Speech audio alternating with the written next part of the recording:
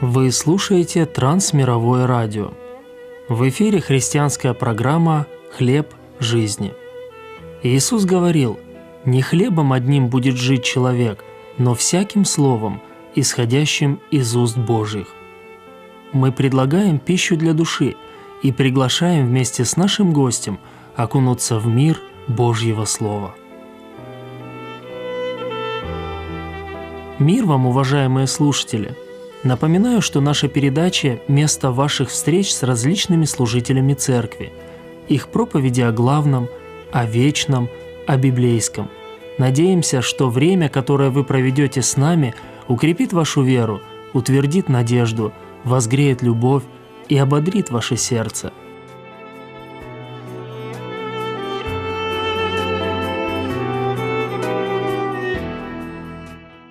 Перед микрофоном Сергей Бриштель и Сергей Поднюк. Сегодня мы вспомним образы Иисуса, а также его совет своим последователям. «Будьте мудры, как змеи, и просты, как голуби». Что имел в виду Христос? Приглашаем разобраться вместе с нами. Присоединяйтесь.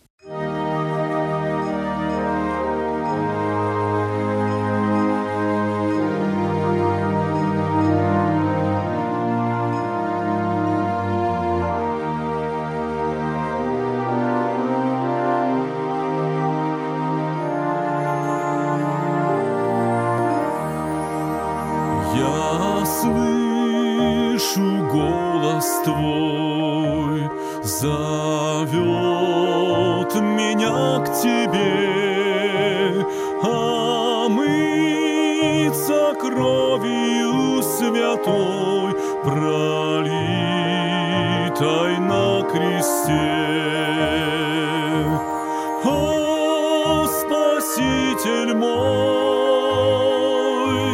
прихожу к Тебе, кровью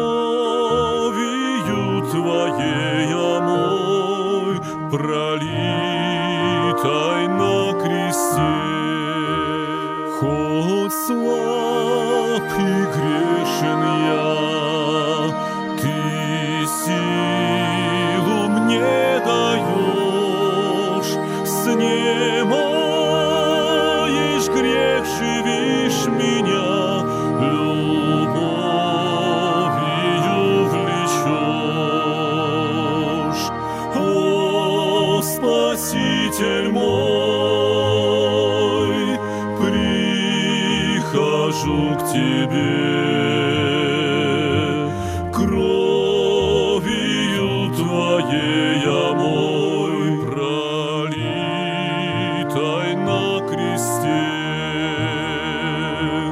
О, Спаситель мой, прихожу к Тебе,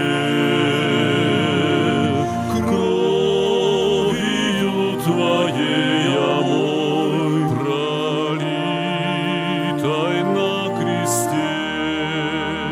Господь, Тебе хвала, хвала Твоей крови. Отец небес, Тебе хвала, хвала Твоей любви. О, Спаситель мой, прихожу к Тебе, кровью Твоей омой, пролитой на кресте.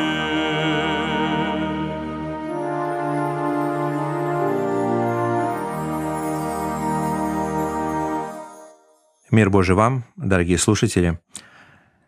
Отправляя своих учеников на служение, Иисус Христос указал им и на их положение в этом мире, и на то, каким правилам служения они должны руководствоваться. Интересно отметить, что, говоря о положении учеников в этом мире, данную фразу Иисус говорит дважды. Он произносит ее, когда Он отправлял 12 учеников на служение, и затем Он ее повторил, когда Он отправлял чуть позже уже 70 учеников, напутствуя их теми же самыми словами. Первый случай описан в Евангелии от Матфея в 10 главе, а второй в Евангелии от Луки тоже в 10 главе. И такое повторение не случайно. Это говорит о том, что данный принцип применим не только к отдельно взятому событию, но он в целом объясняет глобальное положение вещей. Итак, какую же фразу Христос сказал своим ученикам, и 12, и 70, и нам в том числе, отправляя на служение? Читаем Евангелие от Матфея, 10 глава, 16 стих. «Вот я посылаю вас, как овец среди волков. Итак, будьте мудры, как змеи, и просты, как голуби». В рассматриваемом нами выражении Иисуса Христа используется иносказательная речь и символы, которые были достаточно хорошо знакомы древнееврейскому народу. Упоминается 4 вида животных – овцы, волки, змеи и голуби.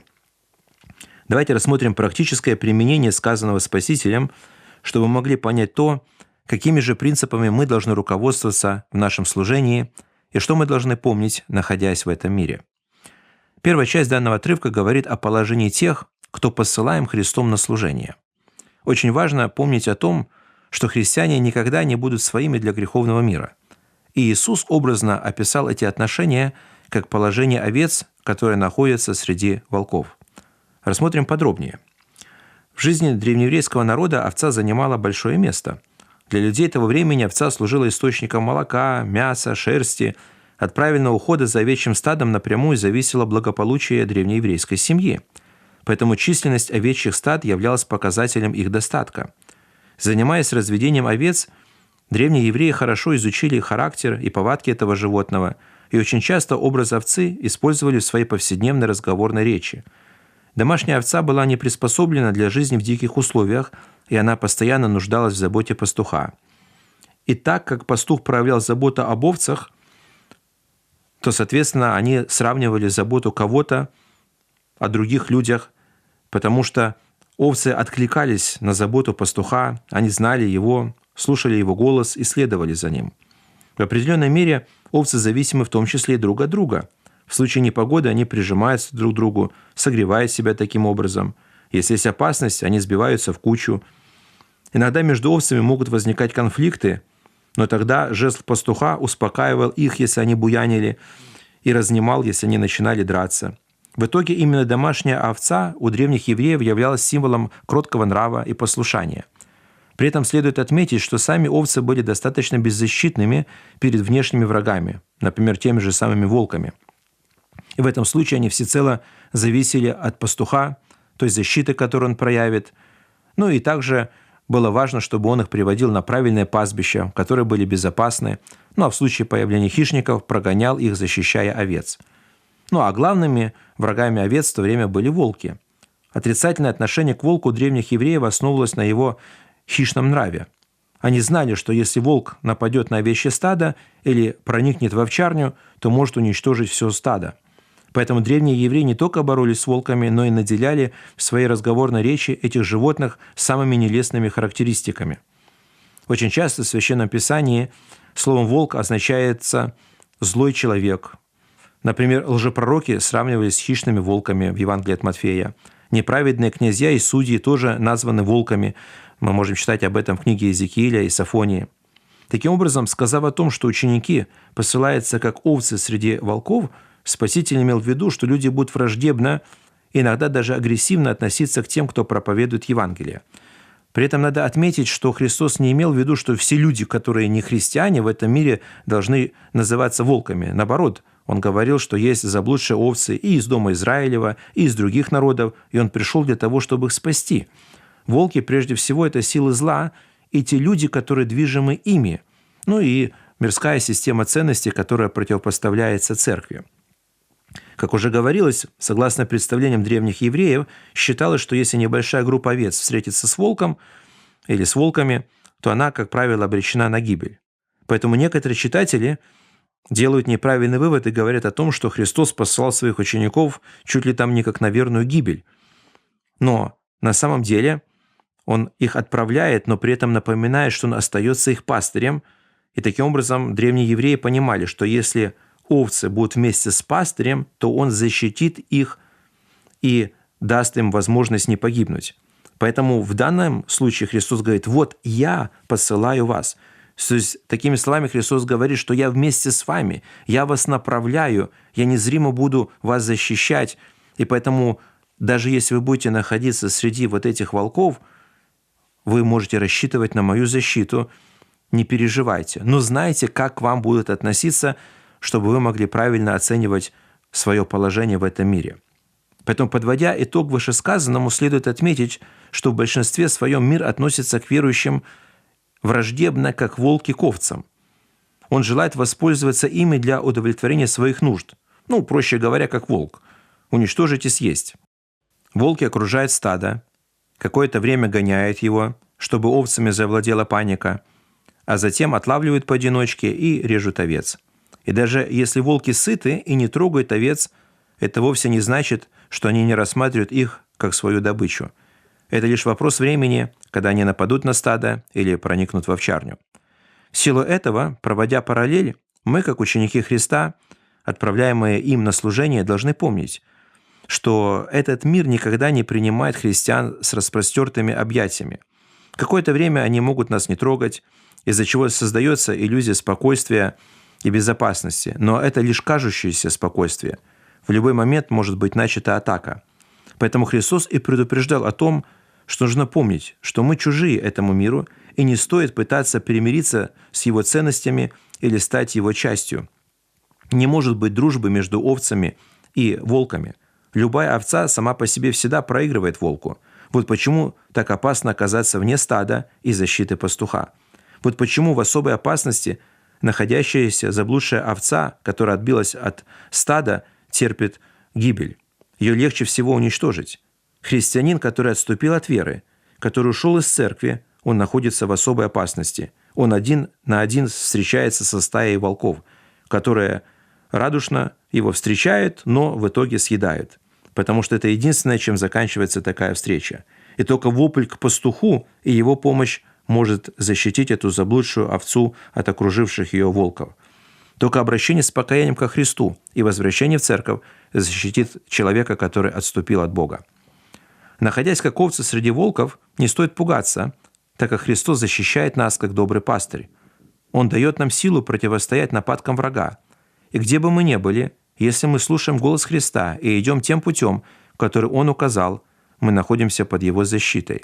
И более того, Он незримо всегда рядом с нами. А если Он за нас, то кто может быть против нас? Но при этом мы должны помнить, что как только мы уходим за пределы Божьего стада, Его церкви, как только перестаем слушать голос доброго пастыря, как только начинаем идти своим путем, то мы сразу оказываемся в опасности от рыскающих вокруг волков, которые только и ищут таких заблудших овец. Итак, указав на положение своих учеников в мире и показывая наглядный пример того, как важно быть под защитой доброго пастыря, Христос дал им принцип, как нужно поступать или как нужно действовать, находясь в этом мире. Он говорит: «Будьте мудры, как змеи, и просты, как голуби». Что это значит? Если честно, то первая фраза Христа была более понятна, чем вторая. Понятно, что овцы находятся в опасности от окружающих волков. Это как-то более описывает состояние христианина в этом мире. Но что означает быть мудрым, как змея? О какой мудрости идет речь? В чем заключается простота голубя? Как правило, в большинстве случаев змея является в Библии негативным символом, даже где-то указывающим на сатану. Но надо при этом помнить, что один и тот же предмет в разных обстоятельствах может иметь разные значения. Так, например, медный змей, который был сделан когда-то Моисеем по Божьему повелению в пустыне, он давал возможность им, когда они на него смотрели с верою в то, что Господь дает исцеление, получить освобождение от влияния яда змей, которые их жалили. И Писание говорит, что этот медный змей в пустыне был прообразом Иисуса Христа. В данном же тексте идет речь не столько про саму змею, сколько про ее мудрость. Если рассматривать животный мир, то нельзя сказать, что змеи относятся к самым умным животным. Есть гораздо более умные, например, те же дельфины или, например, собаки. Ошибка в подобном рассуждении кроется в том, что мы путаемся, рассматривая фразу «мудрый, как змеи» вне ее контекста. Ведь речь идет не просто о какой-то очень умной змее. Ведь если посмотреть все то, что было сказано Христом, то в совокупности он говорит так: «Вы посылаетесь в этот мир и находитесь там, как овцы среди волков». Значит, именно в этой ситуации вам нужно проявить мудрость. И эта мудрость сравнима с мудростью змеи. Соответственно, здесь речь идет о способности змеи правильно отнестись к враждебному миру вокруг нее. Если мы будем рассматривать этот текст на греческом языке, то мы увидим, что здесь используется то слово, которое реже употребляется в греческом языке, когда обозначается мудрость. Вообще в греческом языке есть два слова, которые можно перевести как мудрость. Это слово «софия», самое наиболее употребляемое, которое означает мудрость как обладание знаниями и способностью эти знания систематизировать и правильно применять. Вот в этом случае используется слово «софия». Отсюда слово «философия», «любовь к мудрости» и так далее. И есть еще одно слово, которое тоже означает мудрость, оно реже используется, это слово «фронимой», которое означает разумность поведения, которая направлена на собственную безопасность. Так вот, в данном случае Христос, говоря о том, что будьте мудры, как змеи, использовал слово не «софия», а слово «фронимой». То есть речь идет о способности змеи, или, скажем так, о ее разумном поведении, которое направлено на сохранение безопасности. Таким образом, когда Христос говорит своим ученикам, Он использует этот пример, говоря о том, что вы будете в этом мире находиться, и к вам этот мир будет относиться, как волки относятся к овцам. И для того, чтобы в итоге эти волки вас не съели, вы должны проявить мудрое поведение, чтобы быть в безопасности, подобно тому, как змея проявляет поведение, определенное в опасных ситуациях, чтобы уберечься и сохранить свою жизнь. И поэтому ученики Иисуса Христа должны подобным образом относиться к тому, что их окружает. Быть мудрыми, чтобы не провоцировать кого-то, чтобы они проявляли к ним какие-то нападки. Вести себя соответствующим образом. Посмотрите, если взять, например, внимание, как ведет себя змея в случае опасности. Она прячется или, видя опасность, даже заранее где-то уползает.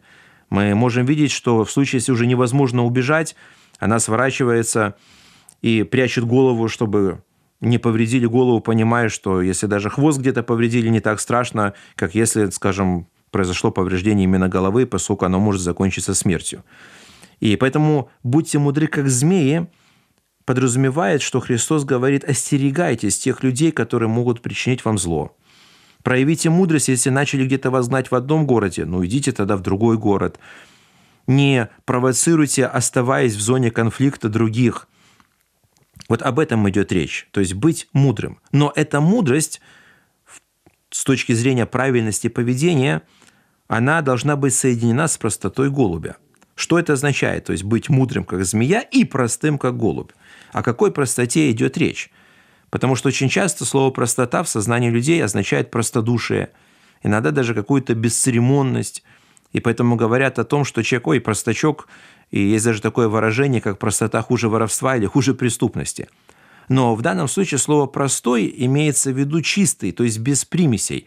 Как вот если бы мы использовали выражение «простая вода», то есть чистая вода без всяких примесей, без всяких добавок. Христос указывает ученикам на то, что они должны быть простыми, то есть чистыми, свободными от примесей. У древнееврейского народа голубь был символом чистоты, открытости в поведении и сосредоточенности на чем-то одном. Например, в книге «Песни Соломона» сравнивается невеста с голубицей и говорится о том, что у нее глаза голубиные.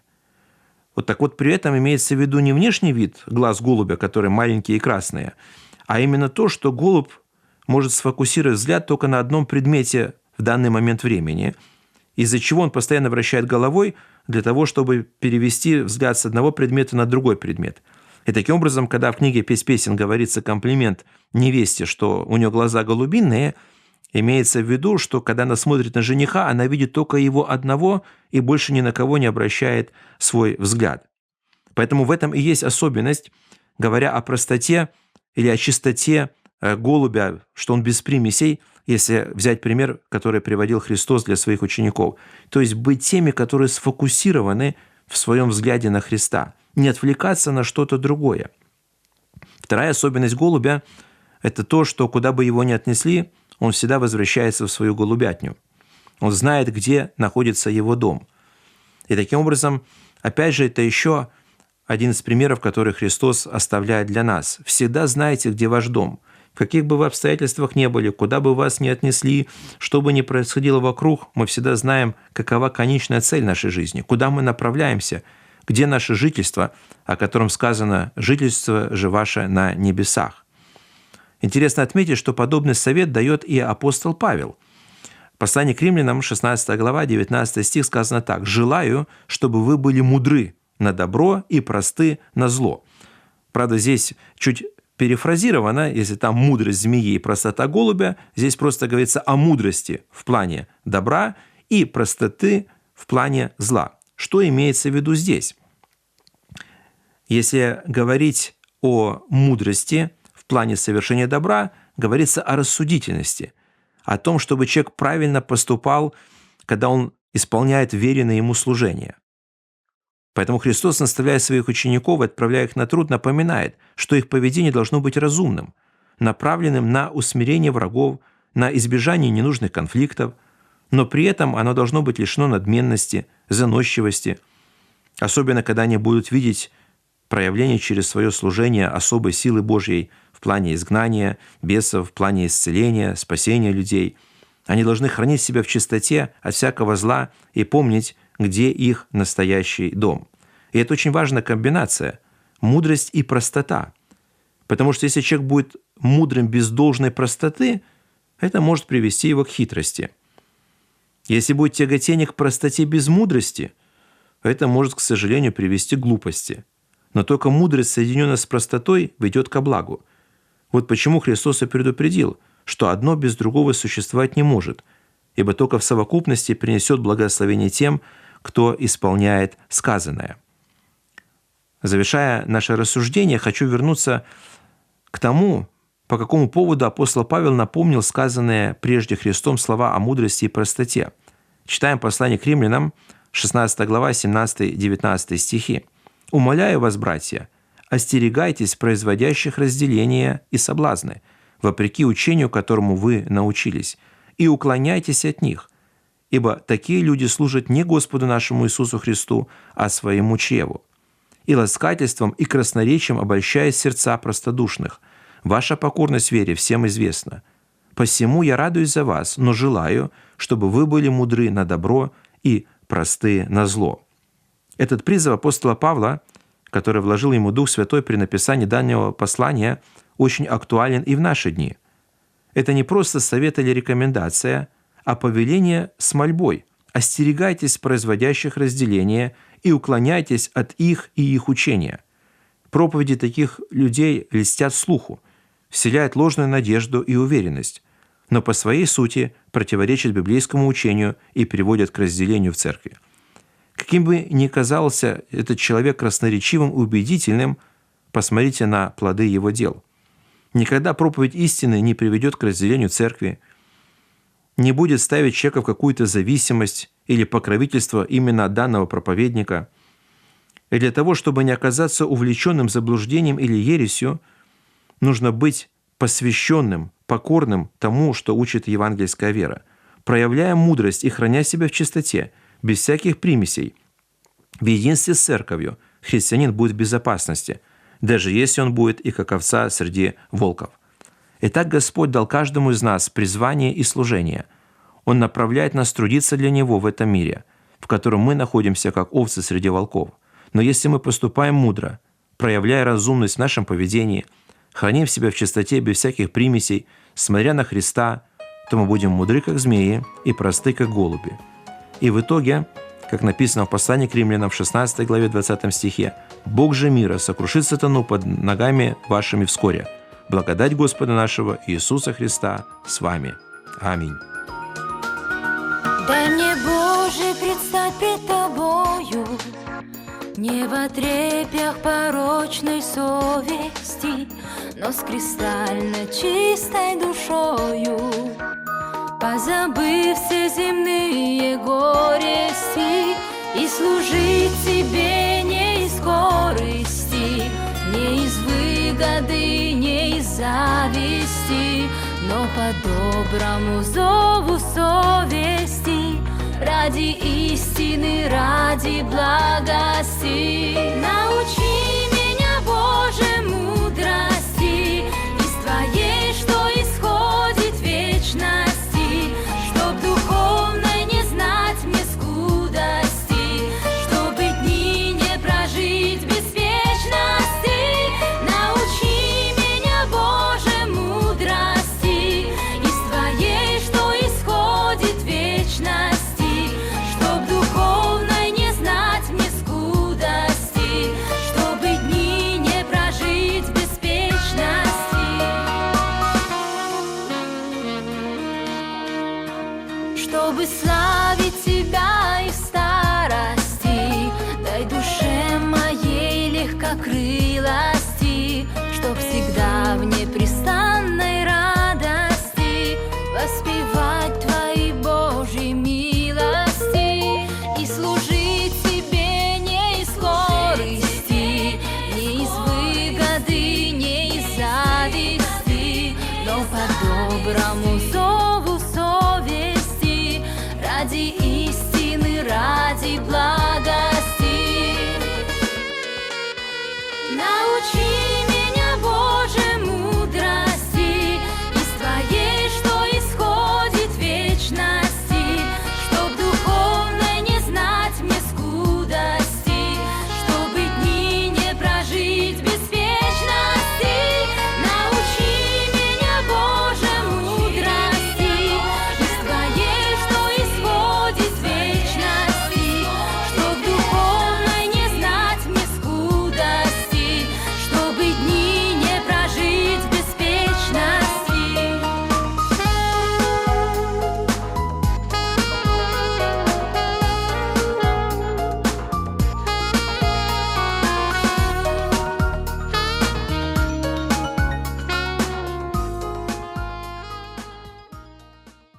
Жизнь прожить — не поле перейти. Но тот, кто поднимает вопросы не только материальной, но и духовной жизни, стремится быть целостным человеком. Без Христа и христианства это невозможно. А значит, библейское учение и принципы не обойти стороной. Наш гость выбрал текст, на который редко проповедуют в церквях. Меня он наполняет надеждой. Несмотря на то, что мир христианам не рад, Христос рядом. Он, как добрый пастырь, на расстоянии вытянутой руки. «Я с вами во все дни до скончания века». Именно такими словами заканчивается великое поручение Христа. Господь учит своих последователей не бежать от опасности, а, напротив, противостоять ей. «Я посылаю вас, как овец среди волков». Волки всегда были, есть и хотят есть. Но, несмотря на это, овцы продолжают пастись на зеленых пастбищах под присмотром пастухов. Так и мы. Наша безопасность в его руках, а еще в мудрости змеи и простоте голубя. Что это значит? Правильно воспринимать опасность. Тебе самому не справиться. Сосредоточить внимание на ком-то одном. Помнить о пастухе. Урок сегодняшней темы прост. Не смотри на волков, смотри на пастыря.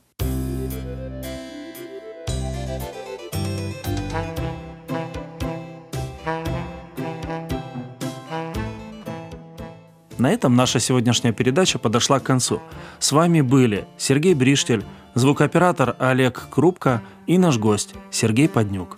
Пожалуйста, направляйте свои отзывы и пожелания по адресу: Трансмировое радио, передача «Хлеб жизни», абонентский ящик 45, индекс 224-020, город Брест 20, Беларусь. До следующих встреч и Божьих вам благословений!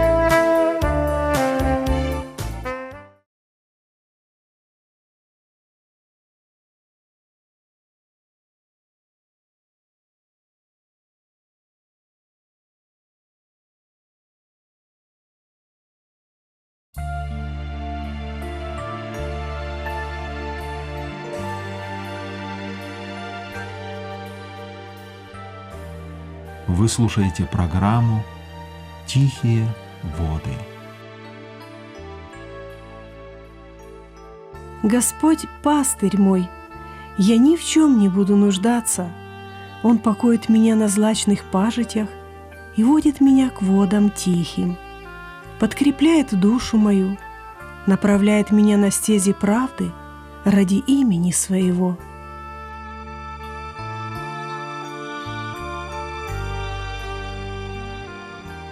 Здравствуйте, дорогой друг! Мы рады новой встрече с вами. К тихим водам Божьего Слова вас приглашают Павел и Ирина Тупчик. Тема нашей передачи сегодня – «Кто мой ближний?». Думаю, слушатели, хорошо знающие Библию, уже поняли, о чем идет речь. Возможно, вы даже вспомнили библейский адрес этого вопроса. Евангелие Луки 10:29. Этот вопрос задал Иисусу еврейский законник, то есть эксперт в Священном Писании. Но он не менее актуален и для нас с вами. В этом вопросе две стороны. Первое, о чем мы думаем, услышав этот вопрос – «Кто мой ближний?», «Кто мне дорог?» и «Кому я хочу и готов помочь?». Но есть и другая сторона. Не в последнюю очередь наша уверенность в жизни зависит от того, можем ли мы рассчитывать на помощь окружающих. Считает ли кто-то меня своим ближним? Нашу тему продолжит песня, а потом мы попробуем разобраться в истории о добром самарянине.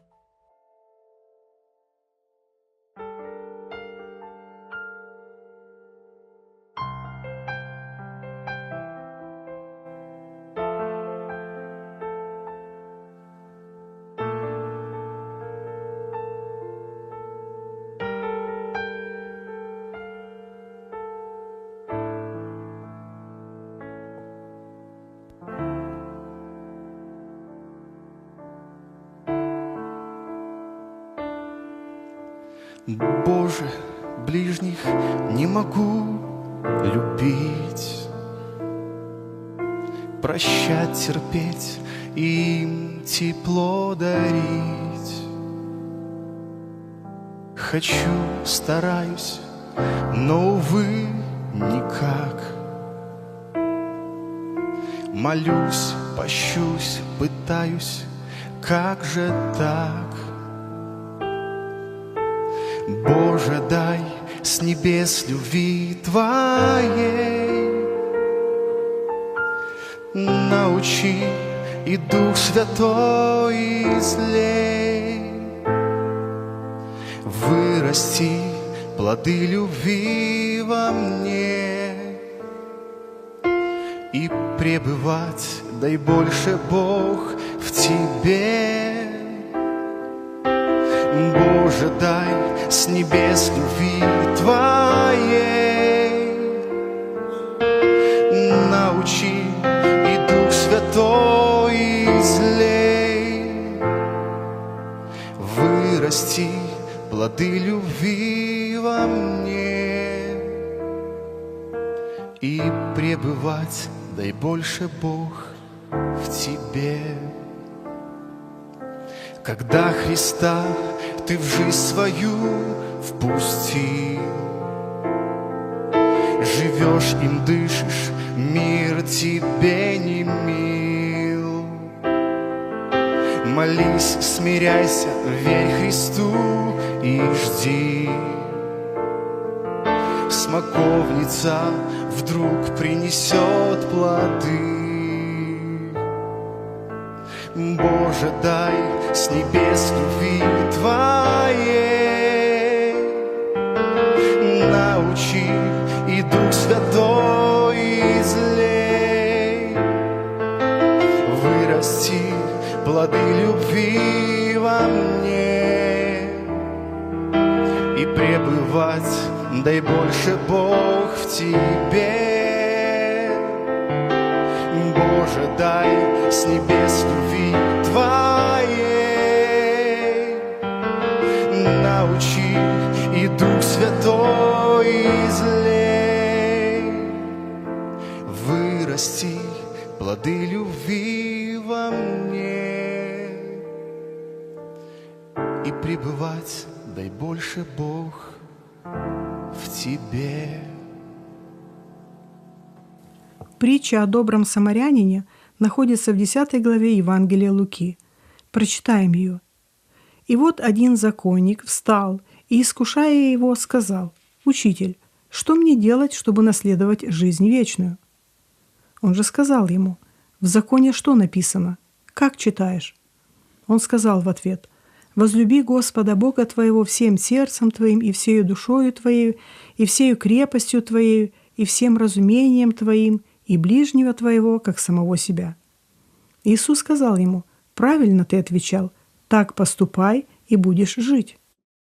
Но он, желая оправдать себя, сказал Иисусу: „А кто мой ближний?“ На это сказал Иисус: „Некоторый человек шел из Иерусалима в Иерихон и попался разбойникам, которые сняли с него одежду, изранили его и ушли, оставив его едва живым. По случаю один священник шел той дорогой, и, увидев его, прошел мимо. Также и левит, быв на том месте, подошел, посмотрел и прошел мимо.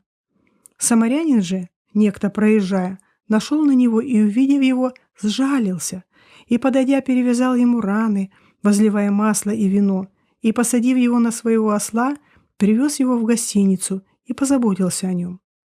А на другой день, отъезжая, вынул 2 динария, дал содержателю гостиницы и сказал ему: „Позаботься о нем, и если издержишь что более, я, когда возвращусь, отдам тебе“. Кто из этих 3, думаешь ты, был ближний попавшемуся разбойникам? Он сказал: „Оказавший ему милость“. Тогда Иисус сказал ему: „Иди, и ты поступай так же“. Немного о контексте этой истории. В 9 главе Евангелия Луки написано, что Иисус направился из Галилеи в Иерусалим. Христос решил пройти прямой дорогой через Самарию. При этом он шел неспешно, и во время этого путешествия произошло немало удивительных событий. Иногда при обсуждении этой ситуации обращают внимание на то, что человек шел из Иерусалима в Иерихон. И противопоставляя эти города, Иерусалим – это святой город, а Иерихон – город греха. Иерусалим находится географически выше, а Иерихон – ниже. Усматривают некоторые духовные прообразы и приходят к выводу, что этот человек шел не туда. Конечно, движение в неправильном духовном направлении очень опасно и влечет за собой трагедии. Однако Христос говорит здесь не об этом. При таком ходе мысли очень легко прийти к выводу, что этот человек сам во всем виноват, и так ему и надо. Это в корне неправильное мнение. Более того, Христос призывает не осуждать, а помогать людям, попавшим в беду на дороге из Иерусалима в Иерихон. Поэтому мы не будем останавливаться на этом.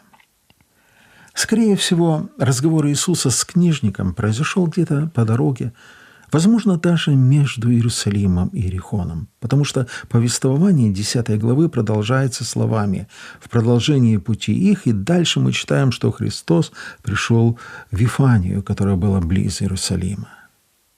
Мы даже можем предположить, что Христос рассказал эту историю на одном из привалов, когда к их группе примкнули другие путешественники. Разговор начался с вопроса книжника об угождении Богу, но очень быстро перешел в сферу, где у этого человека были серьезные проблемы. Слушатели Иисуса могли представить себе, как из-за поворота показывается одинокий путник. Кем он был, Христос не уточняет, но ни у кого не возникало сомнений, что им мог быть только иудей. Скорее всего, это был паломник, возвращавшийся с Иерусалима. Слушая Христа, люди прежде всего спрашивали себя, почему этот человек идет один, без друзей? Через пустыню нельзя идти одному. Слушатели Иисуса поеживаются, представив себя на месте одинокого путника. Тревожно озираясь, человек идет по центру дороги. Внезапно из-за камней выскакивают разбойники.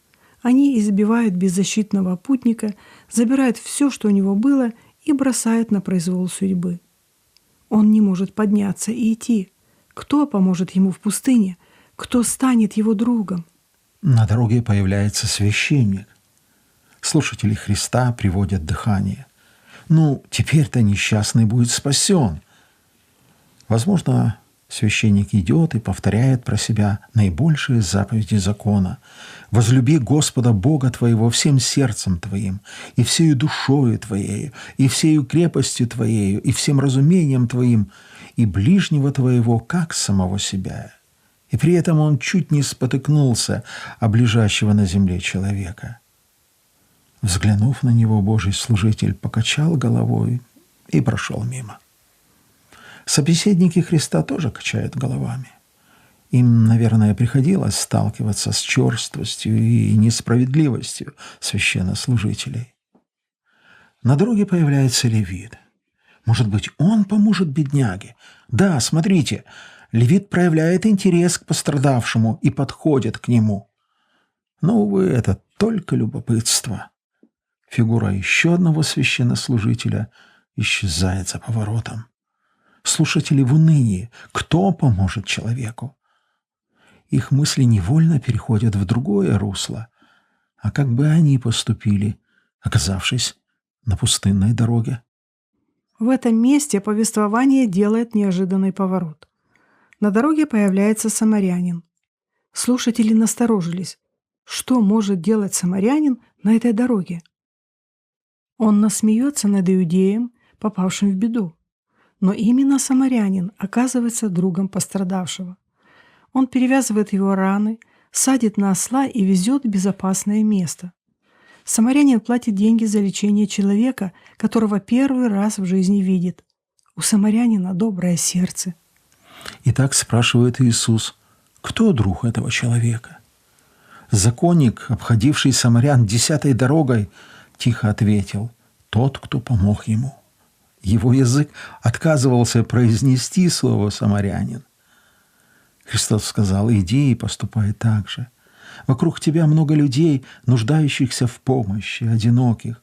Помоги им, и они станут твоими друзьями, твоими ближними. Так ты исполнишь закон, угодишь Богу и получишь в награду вечную жизнь.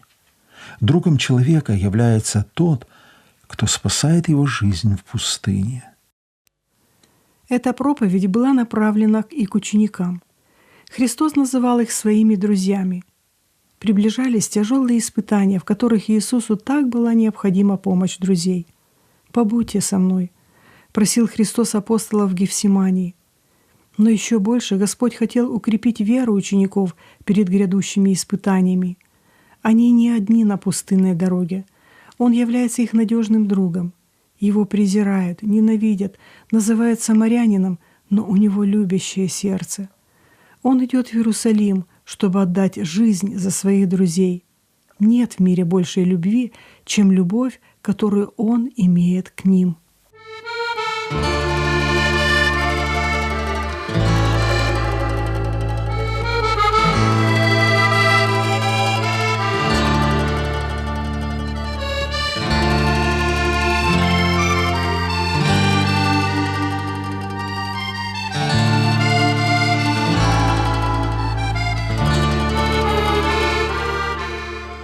Проблема, которую в этой притче затронул Христос, более чем актуальна в настоящее время.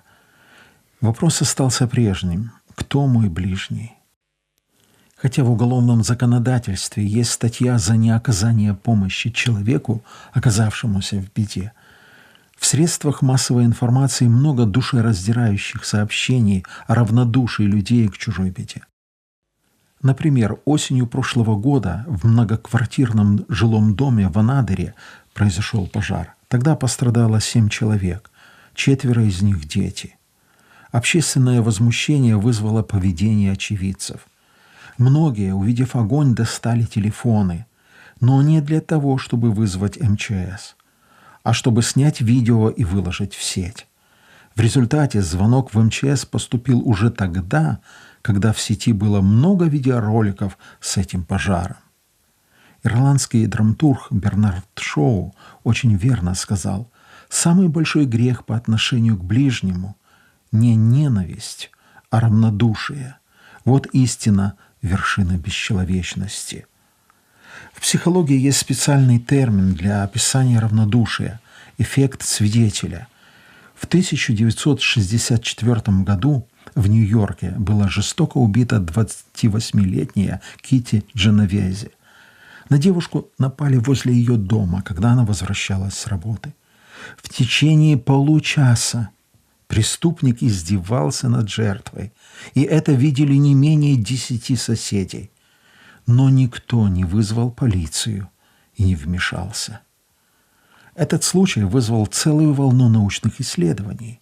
Американские психологи Джон Дарли и Биб Латане установили, что чем больше человек наблюдает за ситуацией, тем меньше вероятность, что кто-то начнет действовать.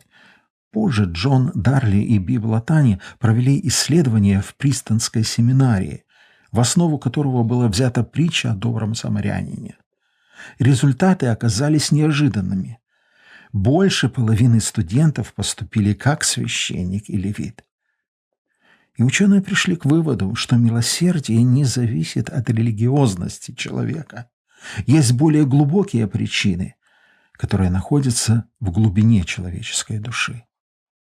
В настоящее время на Земле живет около 8,5 миллиардов человек. Во многих регионах плотность населения превышает все критические отметки. Вместе с тем одиночество – это одна из наибольших проблем современности. Люди в одиночку идут по дороге из Иерусалима в Иерихон. Для меня, откровенно говоря, результаты Принстонского эксперимента оказались неожиданными и обескураживающими. Мы привыкли причислять верующих к добрым самарянам. Даже есть христианские миссии с таким названием. Но на самом деле христиане слишком часто бывают похожими на левитов и священников. И не потому, что не знают, как поступать, а потому что не позволяют Евангелию проникнуть в глубину своего сердца. Библия учит: будьте все единомысленны, сострадательны, братолюбивы, милосерды, дружелюбны, смиренно-мудры. Но мы часто применяем эти слова только по отношению к себе. На окружающих они не распространяются. Библия говорит, и мы много раз убеждались в том, что Бог милосерд. Он сам так себя называет Моисею в 34 главе книги Исход. «Я Господь, Господь Бог человеколюбивый и милосердный, долготерпеливый и многомилостивый и истинный, сохраняющий правду и являющий милость в 1000 родов, прощающий вину и преступление и грех, но не оставляющий без наказания, наказывающий вину отцов в детях и в детях детей до 3-го и 4-го рода». Эти слова выражают сущность Божьего характера. И важнейшая черта в нем, как вы заметили, это милосердие. Исходя из того, что милость Божья в 1000 родов, а максимальное наказание до 4-го рода, можно сказать, что милосердие Господа превышает его гнев в 250 раз. И милосердный Бог желает, чтобы мы подражали Ему. В 6 главе Евангелия Луки написано: «Итак, будьте милосерды, как и Отец ваш милосерд». Бог является не только примером, но и источником милосердия. Апостол Иаков пишет: «Всякое даяние доброе и всякий дар совершенный не сходит свыше от Отца Святого, у которого нет изменения ни тени перемены». Для меня эти слова являются объяснением Принстонского эксперимента. Не все религиозные люди следуют побуждениям, исходящим от Бога. И многие нерелигиозные люди выполняют, пусть даже не осознавая то, к чему их побуждает Бог. Но то, что христиане игнорируют Божье побуждение, указывает прежде всего на то, насколько они на самом деле знают Бога. И не знают не только в храме, куда или откуда спешили священник и левит. Прежде всего знает Его на дороге из Иерусалима в Иерихон. Очень хорошо о милосердии сказал апостол Павел в 3 главе послания к Колоссянам. «Итак, облекитесь, как избранные Божии, святые и возлюбленные, в милосердие, благость, смиренно-мудрие, кротость, долготерпение, снисходя друг к другу и прощая взаимно, если кто на кого имеет жалобу. Как Христос простил вас, так и вы. Более же всего облекитесь в любовь, которая есть совокупность совершенства. Совершенное качество, которое Бог желает видеть в нас, апостол представляет в виде одежды. Мы должны в них одеться. То есть они должны быть внешним проявлением нашей веры. Евангелие покоряет мир не силой, а любовью. Люди оказались такими, как они есть, в результате трагической ошибки, в результате греха. Грех сделал людей такими. Христиане должны иметь глаза Иисуса Христа, чтобы видеть иногда за непривычной внешностью и образом жизни нуждающуюся в спасении душу. Кто станет другом для людей, тот сможет показать им Христа. Ганди, индийский мыслитель и гуманист, в свое время сказал: «Я давно бы стал христианином, если бы встретил христиан, живущих по-христиански». В этих словах вызов мира, далекого от Бога, людям, считающим, что они знают и служат Богу. Слава Богу, есть много христиан, исповедующих истинное Евангелие Христа. Алексей Павлович Петренко, бывший служитель церкви в селе Каменское Запорожской области, вспоминал, что в годы после Второй мировой войны во время богослужения к кафедре вышла девочка 10 лет и сказала: «Я хочу рассказать вам, как я была счастлива в жизни». Кое-кто в зале улыбнулся. Девочка начала рассказывать. «Однажды я с мамой и моим братиком шли из хлебного магазина, где мама купила пайку хлеба. В военные годы на взрослого человека давали полкилограмма хлеба, а детям по 300 грамм в день. Мы шли по улице, что вела к нашему дому. Навстречу нам шел старенький дедушка, опираясь на костыль и самодельную палку. Одет он был в старую фуфайку и залатанные брюки. Поравнявшись с нами, он остановился и стал просить у мамы хлеба, говоря, что у него не было со вчерашнего дня и крошки во рту. Мама сказала, что мы получили пайку только на детей, и нам самим не хватает. Он стоял молча и вытирал слезы. Тогда мой братик сказал: «Мам, я отдам половину своего кусочка дедушке». Тогда и я сказала: «Я тоже отдам половину своего кусочка». Мы пригласили дедушку пойти с нами. Дома мама дала нищему воды помыть руки и посадила его за стол, налив тарелку горячего супа и нарезав хлеб. Дедушка перекрестился по-православному, взял в руки кусочек хлеба, долго смотрел на него, потом поцеловал и стал кушать. Так он целовал его каждый раз, прежде чем откусить кусочек. Я стояла рядом, смотрела, и в эти минуты была счастливее всех людей. Кто мой ближний? В теории весь мир, все 8,5 миллиардов людей. А на практике это люди, с которыми я живу рядом, встречаюсь по пути на работу, на работе, в магазине, в троллейбусе, метро. Жизнь в наших странах можно сравнить с путешествием по дороге из Иерусалима в Иерихон. Политическая, экономическая ситуация непредсказуемы. Нет уверенности в безопасности и в завтрашнем дне. Люди одиноки, изнурены, испытывают материальные трудности. Помочь выстоять в трудной жизни им может только друг Иисус Христос. И Его люди должны увидеть в нас. Мы должны стать добрыми самарянами для тех, кто живет рядом с нами. И еще, для меня история о добром самарянине имеет личностное преломление. Я вполне могу отождествить себя с израненным, одиноким человеком на пустынной дороге. Люди не могли решить моих проблем. Время только увеличивало боль. И помог мне добрый самарянин, Иисус Христос. Он мой друг. Он и твой друг, дорогой слушатель. Только Иисус может разрешить твои проблемы и исцелить твою израненную грехом душу. Он искренне желает помочь тебе. Просто позволь Ему действовать в твоей жизни.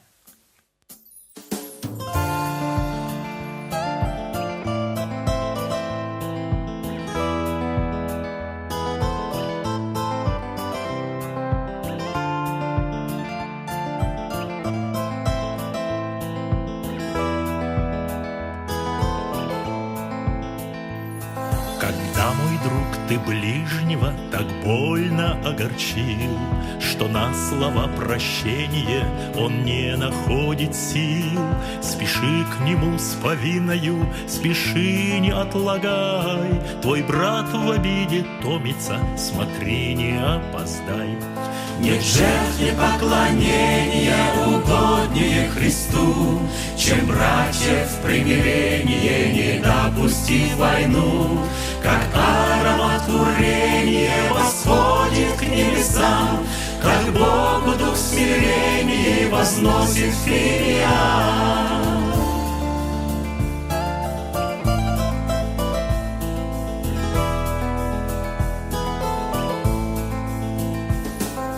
Бога просим милости, не ведая о том, что милость и прощение не сходит лишь в тот дом, где ближнего прощают и злом не воздают, где Слово Божье знают и по нему живут.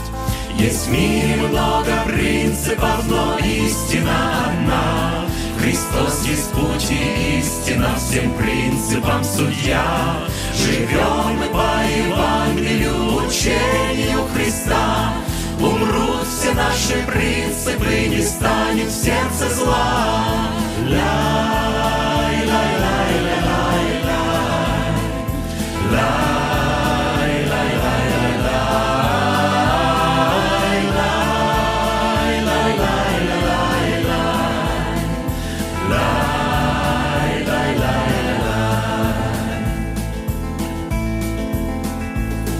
Бог любит миротворцев, сынами их зовет.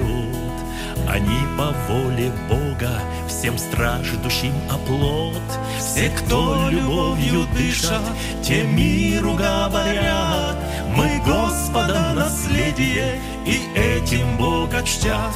Им заповедь Христова ни свечи, ни поклон, ни крестик, ни иконы, ни колокольный звон. Но ультиматум Божий всем жителям земли: коль хочешь быть прощенным, прощай людей и ты. Лай, лай, лай, лай, лай, лай, лай, лай, лай.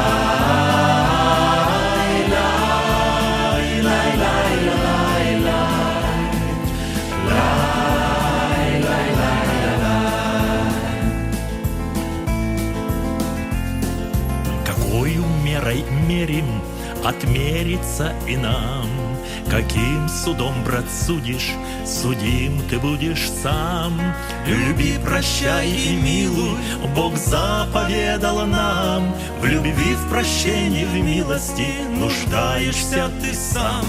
Какою мерой мерили, отмерится нам с вами. Каким судом судили, судимы будем сами. В любви, в прощении, в милости Бог обещал быть с нами. В любви, в прощении, в милости нуждаемся мы с вами.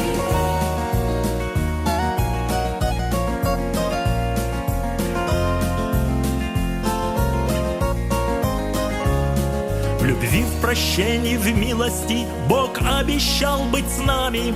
В любви, в прощении, в милости нуждаемся мы с вами. Наша радиопередача заканчивается. С вами были Павел и Ирина Тупчик.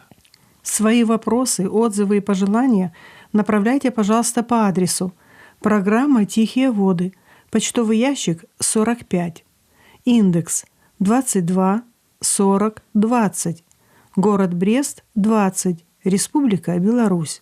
Желаем вам всего доброго. Пусть Господь благословит вас. До встречи у тихих вод Божьего Слова.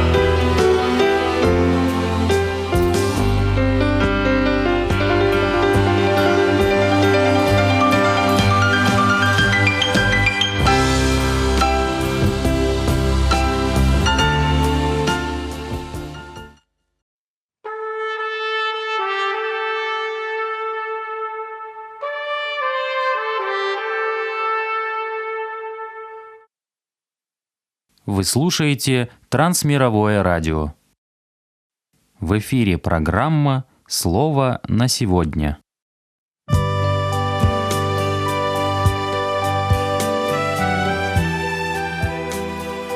Дорогие друзья, мира вам, радости и здравия! Осенью церкви отмечают праздник жатвы, выражая благодарность Господу за собранный урожай, плоды полей и огородов и, конечно, за духовное благословение. Давайте и мы присоединимся к хору славословия и поразмышляем о нашей благодарности Богу.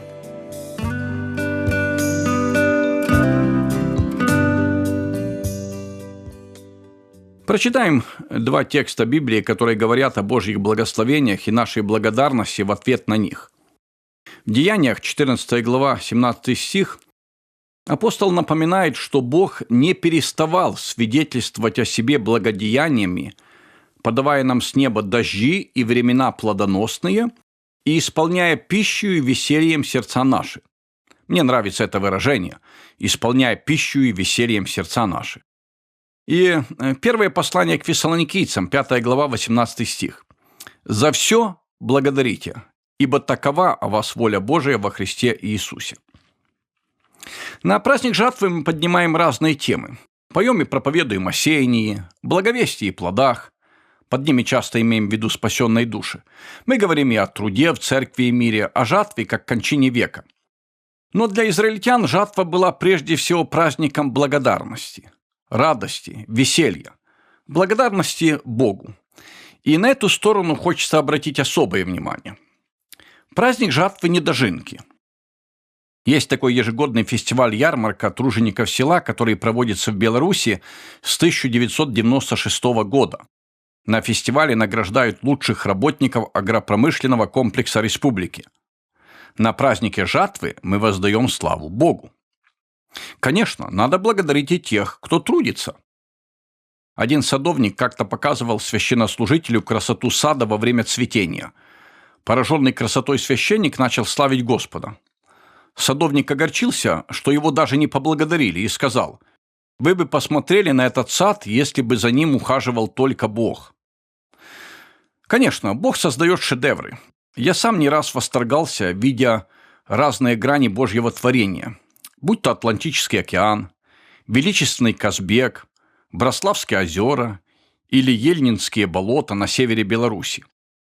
Но к красоте сада должен приложить руку и человек. Господь также создал много овощей и фруктов, которые даже не требуют обработки. Яблоки, апельсины, огурцы, вишни. Над другими должен еще потрудиться и человек, прежде чем употреблять картофель, кабачки, пшеница. Тот же хлеб появляется на столе не сам по себе. Для того, чтобы съесть ломтик хлеба, надо было подготовить почву, пахать, сеять, сохранить поле от сорняков, поливать, собрать урожай. Собранное зерно надо молотить, сделать из него муку, замесить, испечь хлеб. Так что человек тоже многое усердно трудится, чтобы исполнить пищу и весельем сердца. Но, опять же, все это может быть, если кто-то сотворит еще раньше пшеницу. Как заметил один философ, если вы хотите сделать яблочный пирог с нуля, вам для начала придется изобрести Вселенную. Так что прав Павел, когда говорит, что насаждающий и поливающий, по большому счету, есть не что, а все Бог возвращающий. Поэтому мы и славим Бога. Однако, прислушиваясь к звукам торжества, мы замечаем, что хвала не такая уж громкая. В очереди на благодарность совсем немного людей. Этому еще апостол Павел дивился, и он даже предвидел последствия. Послание к Римлянам, 1 глава, с 21 стиха.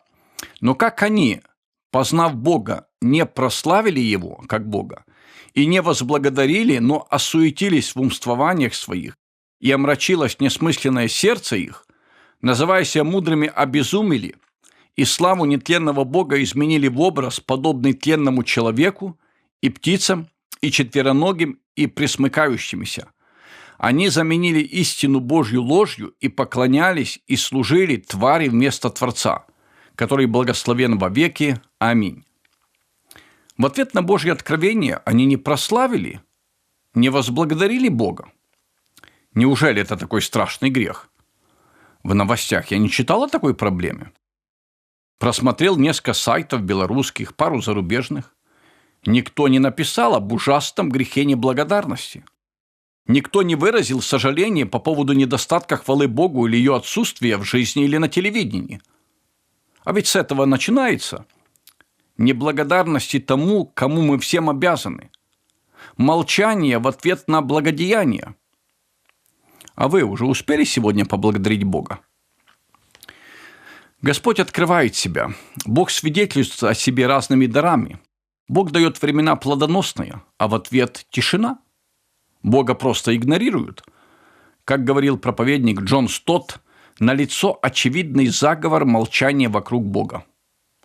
В школах о нем не говорят, в вузах не учат благодарности, на заводах не начинают день с молитвы. Господь предупреждал Израиля, и эти слова можно отнести и к нам.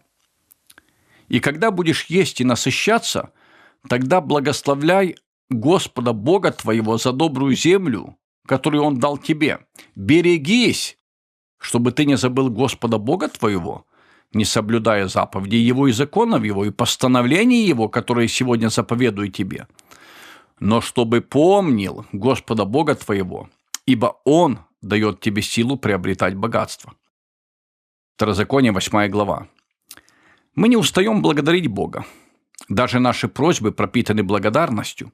Как мы начинаем наши молитвы вечером? «Господи, благодарим Тебя за этот день».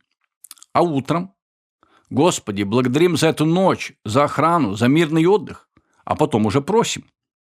Так апостол учил. «Не заботьтесь ни о чем, но всегда в молитве и прошении с благодарением открывайте свои желания пред Богом». Послание к Филиппийцам, 4 глава, 6 стих. Наши желания всегда сопровождаются благодарностью, ведь все от Бога. Он дарует урожай. Он посылает, как пишет блаженный Августин, столько великих и неисчислимых благодеяний с неба, и из воздуха, из земли и моря, в свете и тьме, в теплоте и тени, в росе и дожде, в ветрах и иниях, в птицах и рыбах, в зверях и деревьях, во множестве трав и злаков земных. Как многочисленны дела Твои, Господи, восхищается псалмопевец. Все соделал Ты премудро, земля полна произведений Твоих. Есть много и других благ, и мы всегда благодарим за них. Я ехал на радиостудию на поезде и думал об этом. Хороший поезд, ровная дорога, красивая природа за окном, кофе в поезде. Буквально за пару часов преодолел сотни километров и совсем не устал. Слава Богу. Подумайте о всех вещах, которые были изобретены или открыты за последние 150 лет и которые просто не могли представить себе наши предки. Телефон. Его изобрели в 1876 году. Электрическая лампочка в 1879. Средство передвижения с двигателем внутреннего сгорания в 1885. Радио в 1895. Самолет в 1903. Телевидение в 1926. Затем антибиотики, компьютер в 1939. Атомные электростанции, цифровые камеры, онлайн-торговля, интернет в 1983, онлайн-поиск, онлайн-банки, затем соцсети в 1997, Wi-Fi в 1998 и так далее. Тысячи лет у людей не было автомобилей, телефонов, компьютеров, центрального водоснабжения, электричества, газового отопления, супермаркетов, свежих овощей и фруктов круглый год. Один ученый заметил, что средний доход на человека со времени Христа вырос в 60 раз, со 109 до более чем 6 тысяч долларов в год. Вы скажете, что у вас нет этих денег. Да, но мы ездим на дорогах, которые стоят миллионы. Лечимся в больницах, дети ходят в школу, а это тоже громадные суммы. И мы благодарны Господу, что мы можем этим пользоваться, что живем в такое благоприятное время. Ценность подобных вещей мы понимаем только, когда теряем. Как-то я готовился к конференции в Казахстане и немного познакомился с историей евангельского движения в этой земле. Такие примеры можно найти и у нас. Историк рассказывал о жизни в районе Павлодара в 1924-25 годах. В некоторых местах нормальное развитие жизни сдерживалось большой бедностью. Были семьи, где не было одежды, чтобы пойти на собрание. Руководящий проповедник общины, кроме Библии и сборника песен, не имеет ни одной вспомогательной книги. К тому же он не знает, как со своей семьей переживет долгую и холодную зиму. Он лишь в том случае может посетить членов общины в другом селе, если ему кто-то одолжит для поездки необходимую теплую верхнюю одежду и валенки. Дорогие друзья, мы сегодня живем в гораздо лучших условиях. И, конечно, это должно побуждать нас к хвале, славословию, благодарностью. Хотя не хлебом единым жив человек, и мы прежде всего благодарим Господа за духовное благословение. Но об этом в следующей передаче. Да благословит вас Бог.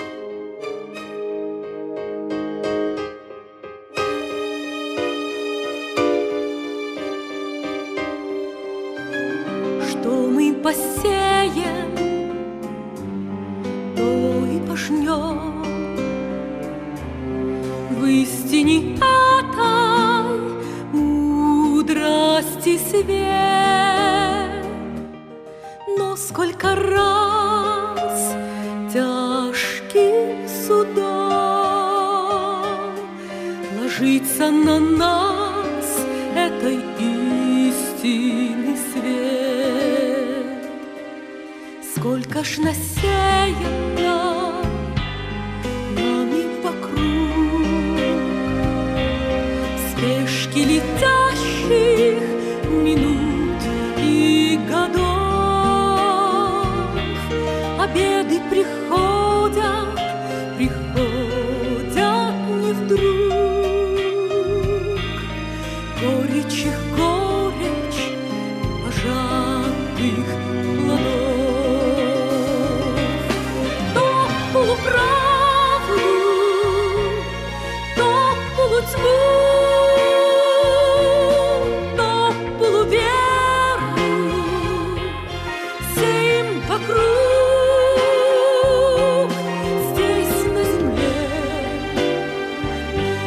Себе на беду мы пожинаем весь этот недуг. Сходит он в душах наших друзей, сходит он в душах наших детей.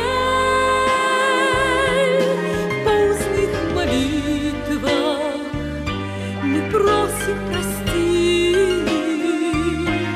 в том, на что сами себя обрекли. Наша передача подошла к концу. Мы будем рады вашим письмам. Пишите нам по адресу. Программа «Слово на сегодня», почтовый ящик 45, индекс 224-020, Брест, Беларусь. С вами был ведущий Леонид Михович. До новых встреч в эфире. Да благословит вас Бог.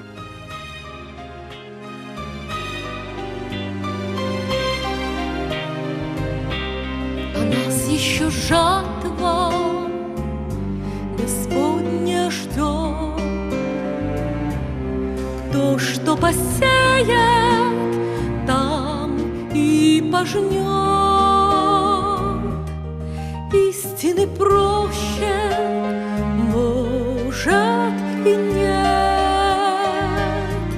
но будем по ней там держать мы ответ. Истины проще, может и нет, но будем по ней там держать мы ответ.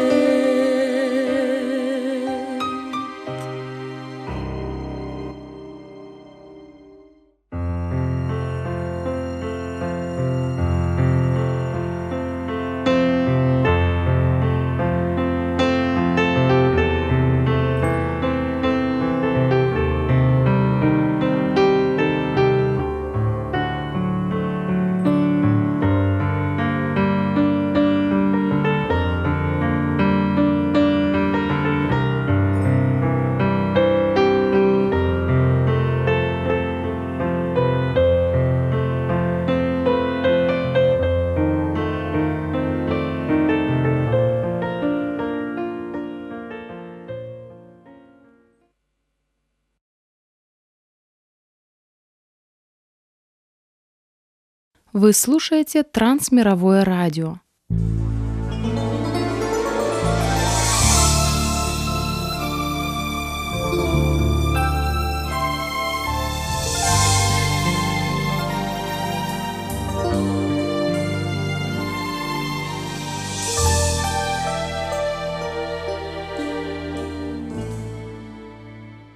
В эфире программа для женщин «Суламита».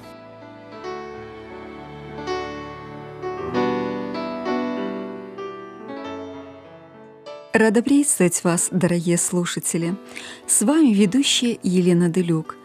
Тема нашей сегодняшней встречи называется «Ожидание Отца». Это программа для тех, кто страдает от низкой самооценки.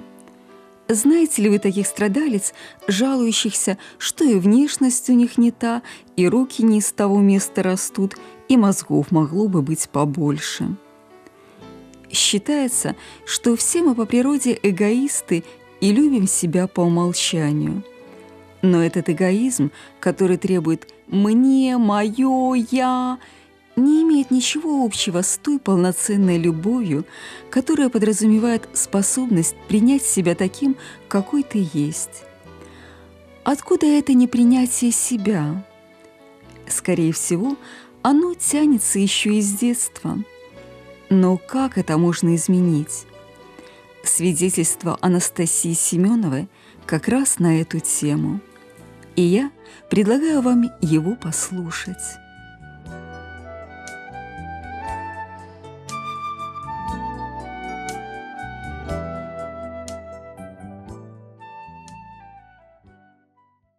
«Я была единственным ребенком в семье», — рассказывает Анастасия, «и все свои мечты, чаяния и надежды родители возлагали на меня. Мне приходилось очень стараться, чтобы не подвести их, не разочаровать и не оказаться неблагодарной за то, сколько они для меня сделали. Я их очень любила и не хотела расстраивать. Я хорошо училась, была послушной и аккуратной. А если у меня спрашивали: «Девочка, ты кем хочешь быть?», всегда убедительно отвечала: «Врачом». Хотя медицина меня никак не привлекала. Просто так хотел папа. Это было его огромное желание. И я соглашалась. Еще папа хотел, чтобы я была спортивным ребенком, который умеет прыгать, бегать, плавать, лазить по канатам, кататься на велосипеде и многое другое. При этом отец всегда взращивал во мне лидерские качества, поощряя меня к выдвижению инициатив, мегапроектов и далеко идущих планов. На деле же оказалось, что химия – самый непостижимый предмет для моей творческой натуры. А кататься на велосипеде я училась 3 года подряд в уже достаточно солидном возрасте. И реализовывать чужие проекты мне было куда проще, чем изобретать свои. Папины надежды не сбылись. Они лопались, как мыльные пузыри, одна за другой, давая ясно понять, что я не оправдала родительских ожиданий. От этого было грустно, тоскливо и непонятно, кто виноват, что все пошло не так.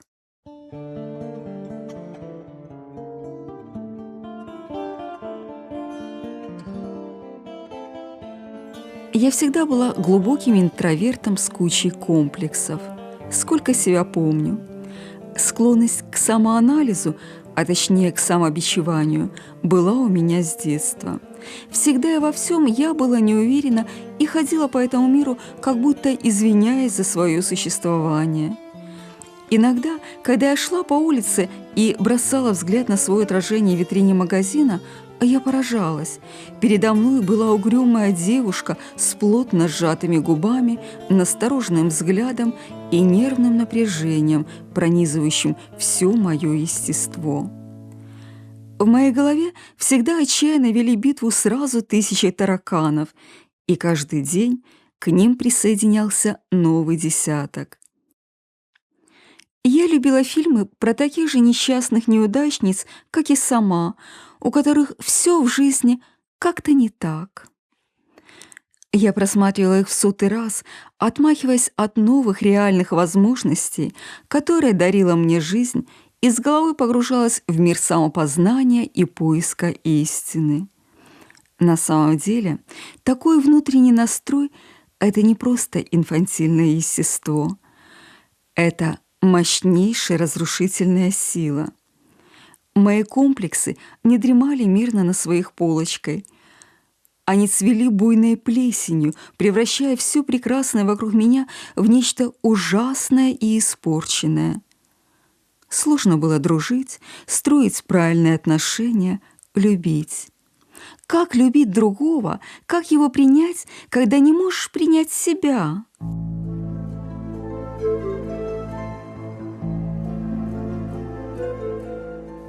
Как увидеть себя по-другому? Как перестать страдать от низкой самооценки и открыться навстречу новым возможностям? Как перестать прятаться от окружающих, заныривая в свою ракушку, словно пугливая улитка? Это не лечится терапиями. От этого не спасают таблетки. Выход прост, и он в Боге. Как только вы начинаете открывать для себя Библию, и вера в то, что все созданное Богом прекрасно, проникает в вас, вы автоматически перестаете страдать от всех своих комплексов. Нужно просто поверить. Поверить в то, что Бог не ошибается. Ни один человек не был отправлен в свое земное путешествие, обойдя замысел Творца. Господь видел нас в утробе матери. Он знает, сколько волос у нас на голове. Он трудился над тем, чтобы мы получились такие, какие есть. Он, великий Бог, потратил на нас свое личное время, воплотил в нас свои желания и свое видение. Как можно, понимая это, страдать от того, что у тебя короткие ноги, веснущатое лицо, нет слуха, не удается дрожжевое тесто, не выходит поступить в балетное училище? Как можно считать, что Бог чего-то нам не додал или чем-то нас обделил, если Его руки сотворили нас? Не только апостола Павла, не только пастора моей церкви, но и меня, лично меня.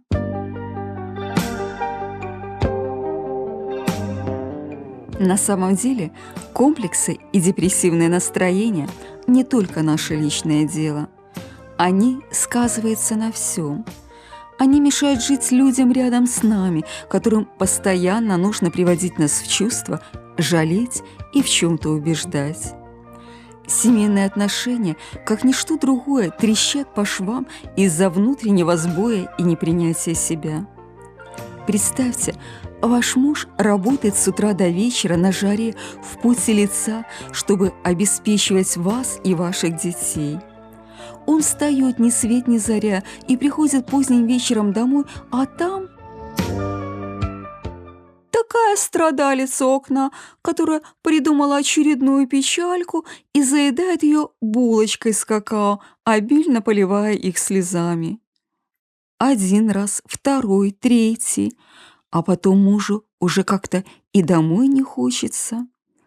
Хочется мира, комфорта, тепла, а дома вечные загоны. Все, что нужно, поверить Богу. Если вы все еще в комплексах и не можете принять себя, задайте себе вопрос: а верю ли я Писанию? Верю ли, что Бог создал меня по своему великому замыслу? Не для того, чтобы посмеяться или сделать мою жизнь невыносимой, а чтобы именно такая, какая я есть, могла исполнить Его великий замысел на земле.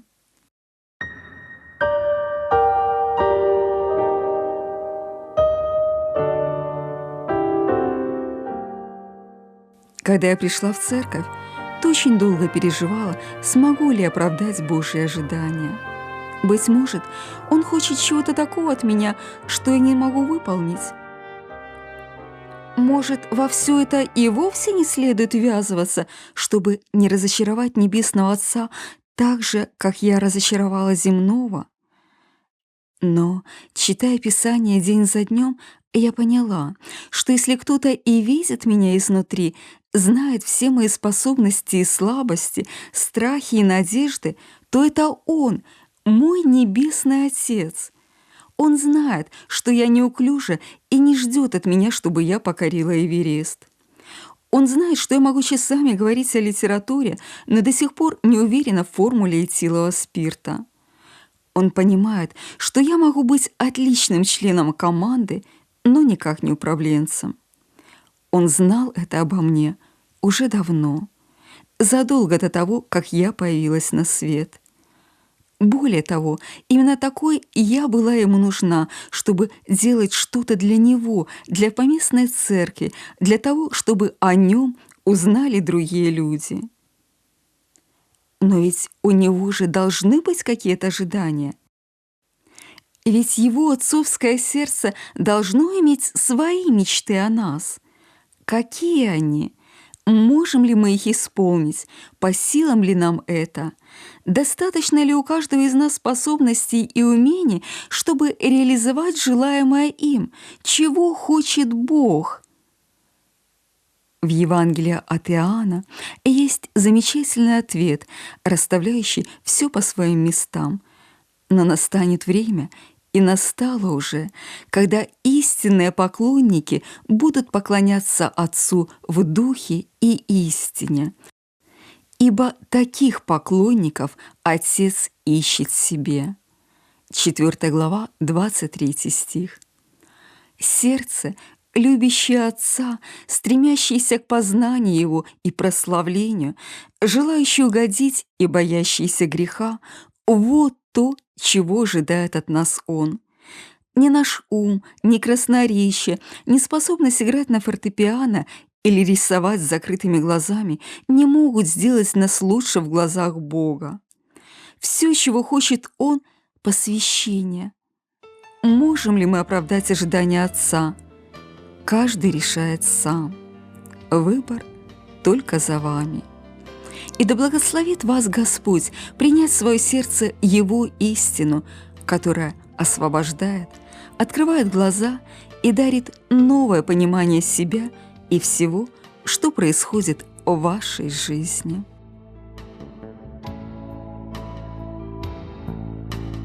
Открываю дверь души моей и зову тебя. Войди и властвуй. Просто говорю тебе я здравствуй. Просто говорю тебе я здравствуй. Просто открываю сердце дверь. Признаю, что жил и глух, и слеп. Признаю, что жил во тьме кромешной, без любви Твоей, святой и нежной, коротал свой безнадежный век. Забываю все, что было до, и не знаю я, что будет после. Просто быть хочу тебя я возле. Просто быть хочу. Программа подготовлена по материалам женского христианского журнала «Надежда для тебя». Свои отзывы вы можете присылать нам по адресу программа «Суламита», абонентный ящик 45, индекс 224020, город Брест 20, Беларусь. Напоминаю, что программы Трансмирового радио вы можете слушать и в интернете на сайте TWR-FM и в Ютубе ТВР Беларусь. Наша следующая встреча состоится ровно через неделю в это же время и на этой же волне. А пока я прощаюсь с вами, желаю вам Божьих благословений. Просто быть хочу тебя я возле, знать тебя, любить тебя, мой Бог, открывая дверь души моей, я зову тебя, войди, властвуй, просто говорю тебе я здравствуй, просто открываю сердце дверь навстречу тебе, Боже, просто открываю дверь. Я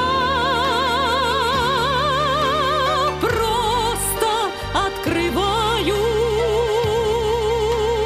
дверь.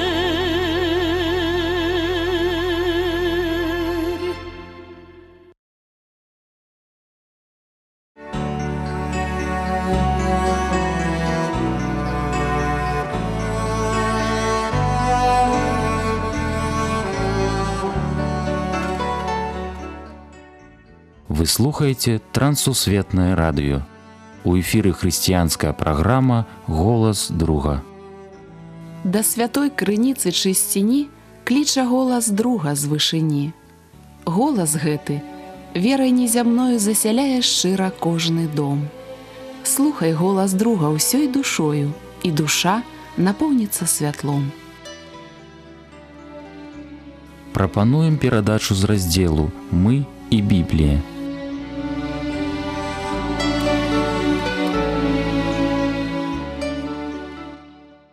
Мір вам, паважаныя слухачы. Разам з вамі ў эфіры Сергей Брышцель. Тэма сённяшняй размовы – даўжнік. 2022 год застаўся ў гісторыі. Мы аглядаемся назад і робім падсумаванне. Што сказаць? Для шматлікіх людзей 22 год пачаўся не 1 студзеня, а 24 лютага. Яго называюць годам хлусні, годам несправядлівасці, годам пакутаў, годам разбурэнняў, але веруючыя людзі называюць яго годам Божай ласкі. У шматлікіх людзей, з якімі прыйшлося сустракацца ў канцы 22-го, не было святочнага настрою. Чаму? Хтосьці згубіў жыццё, хтосьці краіну, хтосьці веру ў лепшае будучае.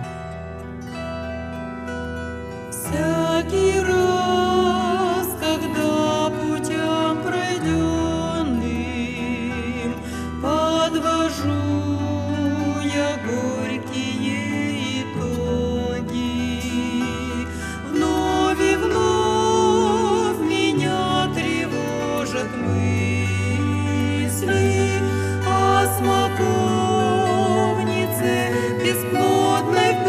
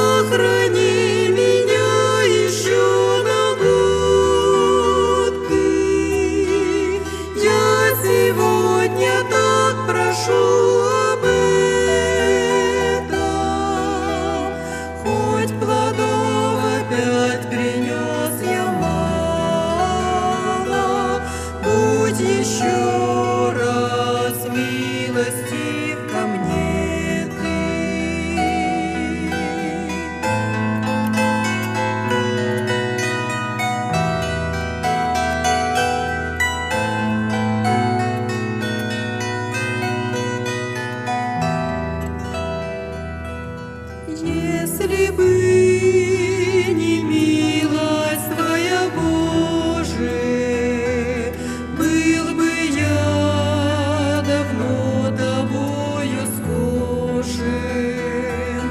Но опять Ты внемлешь моей просьбе, жить даешь мне снова годом больше. Если бы не милость Твоя, Боже, был бы я давно Тобою схожен. Но опять Ты внемлешь моей просьбе, жить даешь мне снова годом больше. Но опять Ты внемлешь моей просьбе, жить даешь мне снова годом больше. Падчас зімовага адпачынку я правёў 5 дзён са сваімі дзецьмі. Усе гэтыя дні аб'ядноўвае адно слова – адносіны. Мы ж пацыравалі, мелі сумесныя сняданкі, абеды, разважалі на розныя тэмы. Такі час вельмі важны, асабліва таму, што поўнасць зносін была згублена ў 22-м паміж роднымі, паміж народамі, дзяржавамі, цэрквамі. Я паглядзеў навагоднія выступы прэзідэнтаў 3 краін – Беларусі, Украіны, Расіі. Усе казалі «будучыня ў нашых руках». Словы, якія чамусьці не памнажаюць аптымізму. А ведаеце, што памнажае? Біблія. У ёй напісана, што шчаслівы народ, у якога Господ ёсць Бог. Сапраўднае шчасце – Бог. Менавіта Ён і падахвочвае наша сэрца распаўсюджваць Евангелие. Што гэта значыць? Габрэй на імя Ісус нарадзіўся ў Віфлееме, жыў у Назарэце і Капернауме, памёр у Іерусаліме, быў збаўцай, якога Бог абяцаў чалавецтву. Ён узяў на сябе грахі свету, быў раскрыжаваны, пахаваны, уваскрос. Кожны веруючы ў яго не загіне, але будзе мець жыццё вечнае. Чалавек ратуецца толькі верай. Насамрэч, няма такой сацыяльнай групы, якая не мела б патрэбу ў Евангеллі. Евангелие – лепшы адказ на праблемы грамадства. Гэту вестку павінен пачуць кожны. Разумеў гэта і апостол Павел. Прачытаем з паслання да рымлянаў, 1 раздзел з 13 па 17 вершы. Не хачу, браты, каб вы не ведалі, што я часта пастанаўляў прыйсці да вас, каб мець нейкі плод і ў вас, як і ў іншых народах. І забаронена мне было аж дагэтуль. Я вінаваты і грэкам, і барбарам, і мудрым, і бяздумным, дык што да мяне я гатовы дабравесціць і вам, якія ў Рыме. Бо я не саромлюся Евангелія Христовага, бо яно ёсць моц Божая на збаўленне кожнаму, хто верыць, перш юдэю і грэку. Бо ў ім адкрываецца праведнасць Божая ад веры ў веру, як напісана, а праведны з веры жыць будзе. Мяне зачапіла думка апостола Паўла. Ён называе сябе даўжніком усіх. Кожны з нас ведае, што такое быць вінаватым камусьці і штосьці. Напрыклад, грошы, час, сустрэчу. Павел вінаваты царкве ў Рыме прыезд. Ён сцвярджае, што вінаваты ўсім рымлянам Евангелем, мудрым і простым, культурным і некультурным, адукаваным і непісьменным. Місія прызначаецца ўсім, але мара перадаць гэту місію таксама і Рыму. Чытаю апостола Паўла і думаю, ці вяртаю я свае духоўныя даўгі. Сын зараз вучыцца ва ўніверсітэце. У яго з'явіўся новы прадмет – філасофія. Неяк спытаў мяне, навошта на маім факультэце ён патрэбны. Я прыгадаў, як аднойчы прачытаў, філасофія – гэта спроба сабраць у сістэму усе існуючыя веды і ўкараніць іх у досвед чалавека. Калі так, тады такі прадмет патрэбны на кожным факультэце. Навошта я прыгадаў гэты прыклад? Перыяд, у які жыў Павел, быў часам практычнай філасофіі. Навукоўцы імкнуліся пабудаваць кругавую абаронную сцяну супраць хаосу. Людзі шукалі збаўлення. Так было і ў часы Францыска Скарыны. Не існавала канфесій і дэнамінацый. Аднак былі вернікі, у якіх гарэлі вочы і сэрцы, таму што яны жадалі несці збаўленне асобным людзям і народам. Але што значыла несці Евангелія тады і сёння? Адказ просты – распаўсюджваць веру. Павел піша вернікам і кажа, што гатовы ім узвяшчаць радасную вестку. Іншымі словамі, Евангелие трэба веруючым і няверуючым. Адным для выратавання, другім для жыцця. Евангелие надае сэнс нашаму існаванню. Яно дапамагае пераадольваць страх, сумнеў, адзіноту. Павел дзеля Хрыста, сваёй веры і Евангелия бег з Дамаска. Яго пасадзілі ў турму ў Піліпах, выгналі з гораду Фесалонікі, абсмяялі ў Афінах, а ў Карынфе яго пасланне здавалася глупствам, інтэлігентным элінам і каменнем перашкоды для юдэяў. Але што піша апостол? «Я не саромлюся Евангелія Христовага, бо яно ёсць моц Божая на збаўленне кожнаму, хто верыць, перш юдэю і грэку. Бо ў ім адкрываецца праведнасць Божая ад веры ў веру, як напісана, а праведны з веры жыць будзе». Павел кажа, «Я даўжнік, але я не баюся і не саромлюся». Чаму? Для яго Евангелія сіла Божая. Яно падобна дынаміту, пракладае дарогу веры. Евангелие – праведнасць Божая, праведнасць самога Бога, праведнасць, якая сыходзіць ад Бога. У Евангелии открывается, что збаўленне ад вины даецца Богом за веру і толькі за веру. Іншымі словамі, сапраўдныя дабраславенні толькі дзякуючы веры, ад пачатку і да канца. Вера патрэбна ўсім. Без яе дагадзіць Богу немагчыма. Без яе нельга ісці і дайсці. Нядаўна я наведаў адзін касцёл. Звярнуў увагу на малітоўны пакой і на ўваходзе шкляныя дзверы. На іх словы «Ісус, я давяраю табе». Калі я ўвайшоў у памяшканне, убачыў карціну. Намаляваны Христос, а з яго сэрца сыходзіць святло.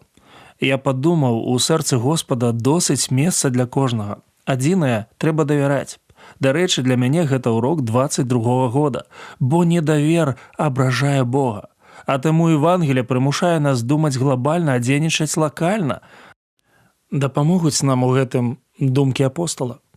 І ён піша, «І я даўжнік, і мой абавязак несці Евангелие. Я гатовы аддаваць гэты абавязак кожнаму. Я не саромлюся аддаваць доўг дабравесця». А што наконт нас?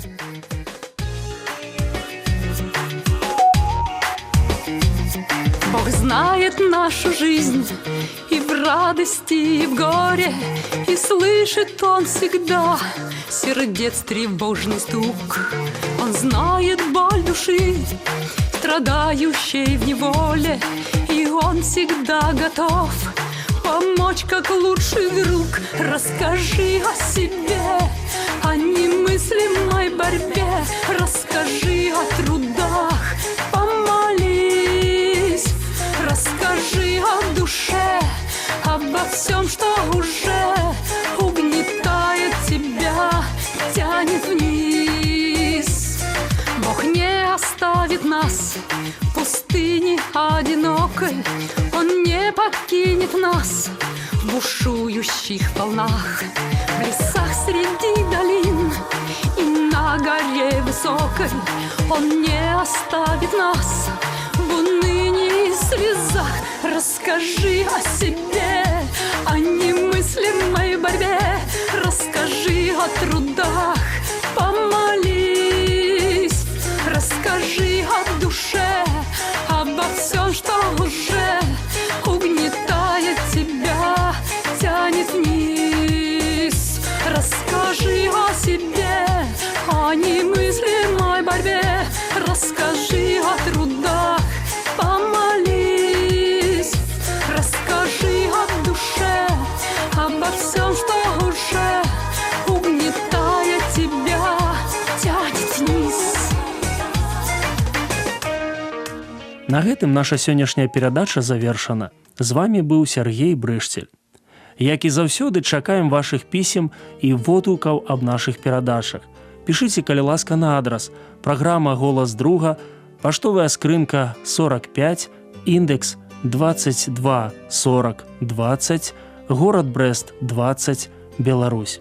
Да новых сустрэч на хвалях Трансусветнага радыё. Усяго добрага, беражы вас Бог.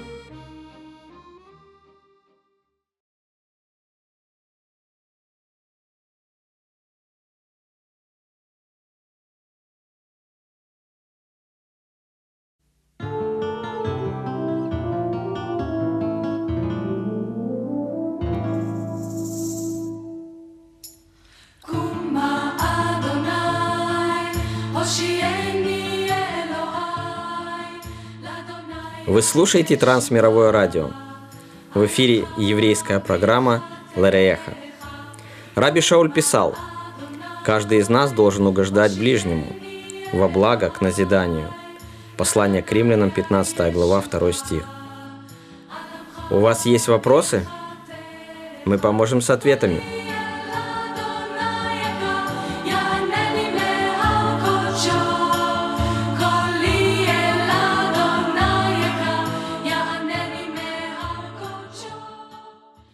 Шалом, Дима. Шалом, дорогие друзья.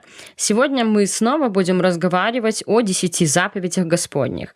Дима, скажи, пожалуйста, о чем конкретно мы будем говорить сегодня? Шалом, Татьяна. Ты все верно сказала. Мы сегодня продолжаем говорить о заповедях Господних. На очереди заповедь о дне субботнем, который Бог дал своему народу Израилю.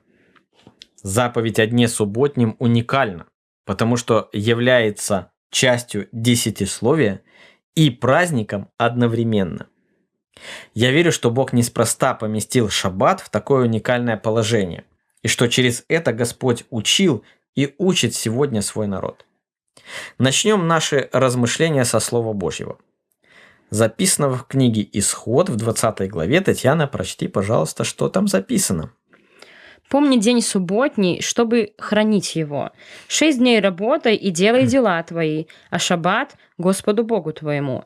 Ибо в 6 дней Господь сотворил небо и землю и все, что в них, а в день 7 почил». Спасибо, Татьяна.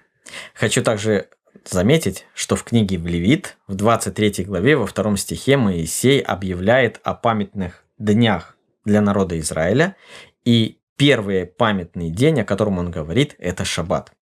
Как бы это ни было парадоксально, но Бог дал нам именно шаббат первым праздничным днем. Есть еще интересный момент. Бог связывает день покоя с нашим освобождением или свободой.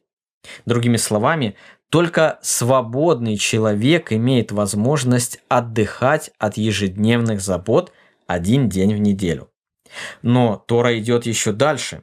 Не только хозяин мог отдыхать, но также Бог предписывал повеление о том, чтобы и еврейские рабы также отдыхали.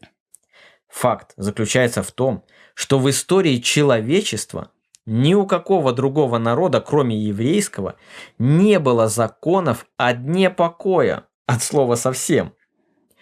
Ни в Египте, ни в Вавилоне, ни в Персии, ни в Греции, ни в Риме раб не имел дней отдыха. Давая такое повеление, Бог напоминал нашему народу о том, что они сами недавно были рабами, не имеющие отдыха от работы, и поэтому они должны поступать отлично от других народов.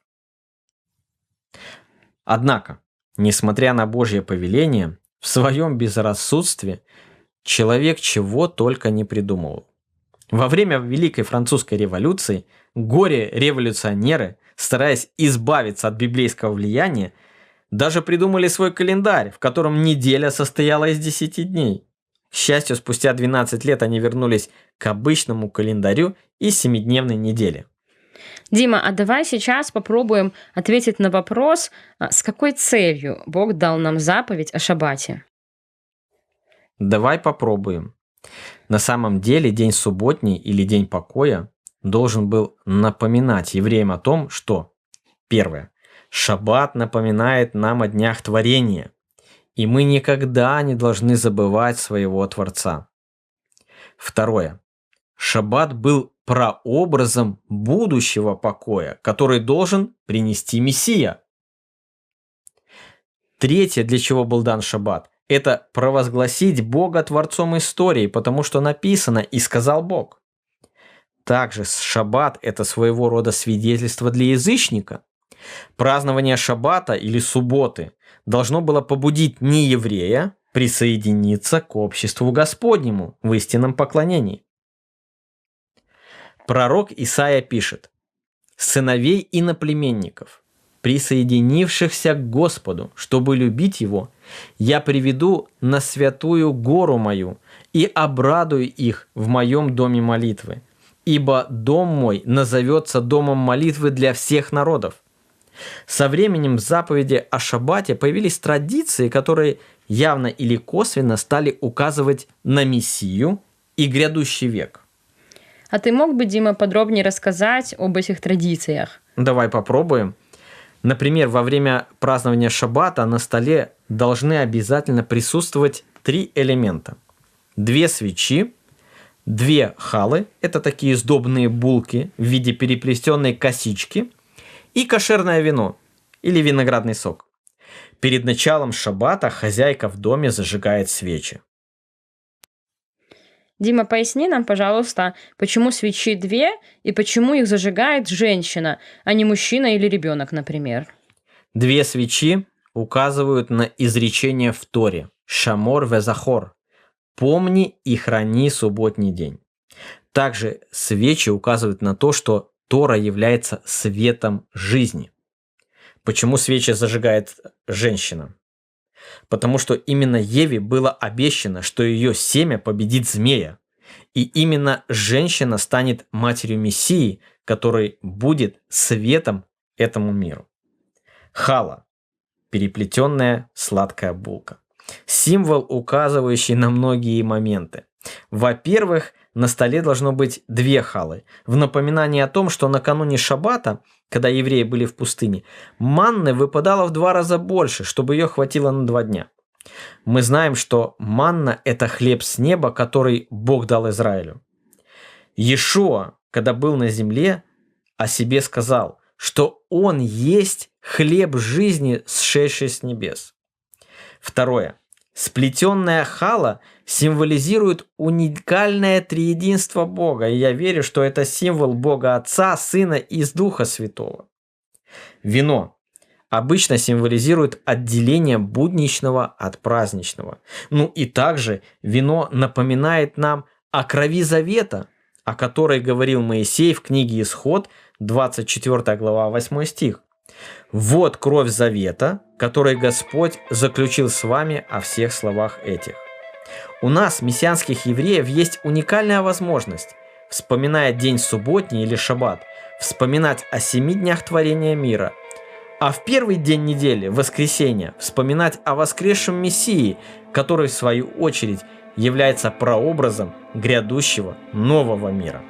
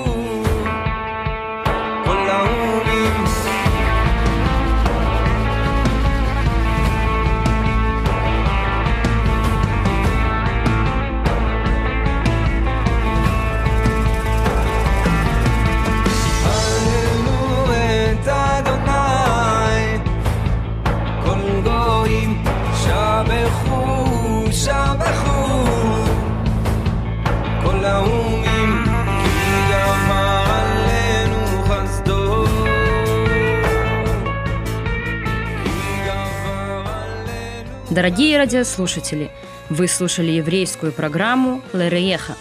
Если у вас возникли новые вопросы на еврейскую тематику, присылайте их по адресу Трансмировое радио, передача «Лерееха», абонентский ящик 45, индекс 22 40 20, город Брест, 20, Беларусь.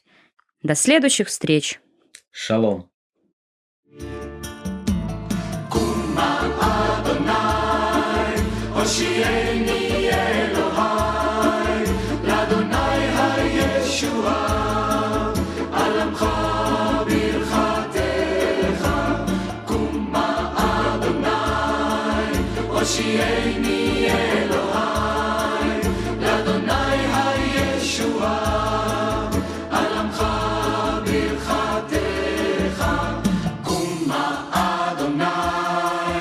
הושיעני אלוהי, לאדוני הישועה.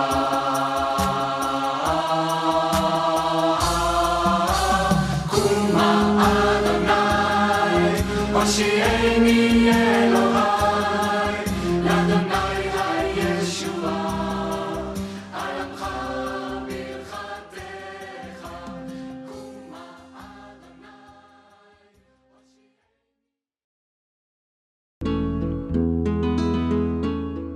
Вы слухаеце Трансусветнае радыё.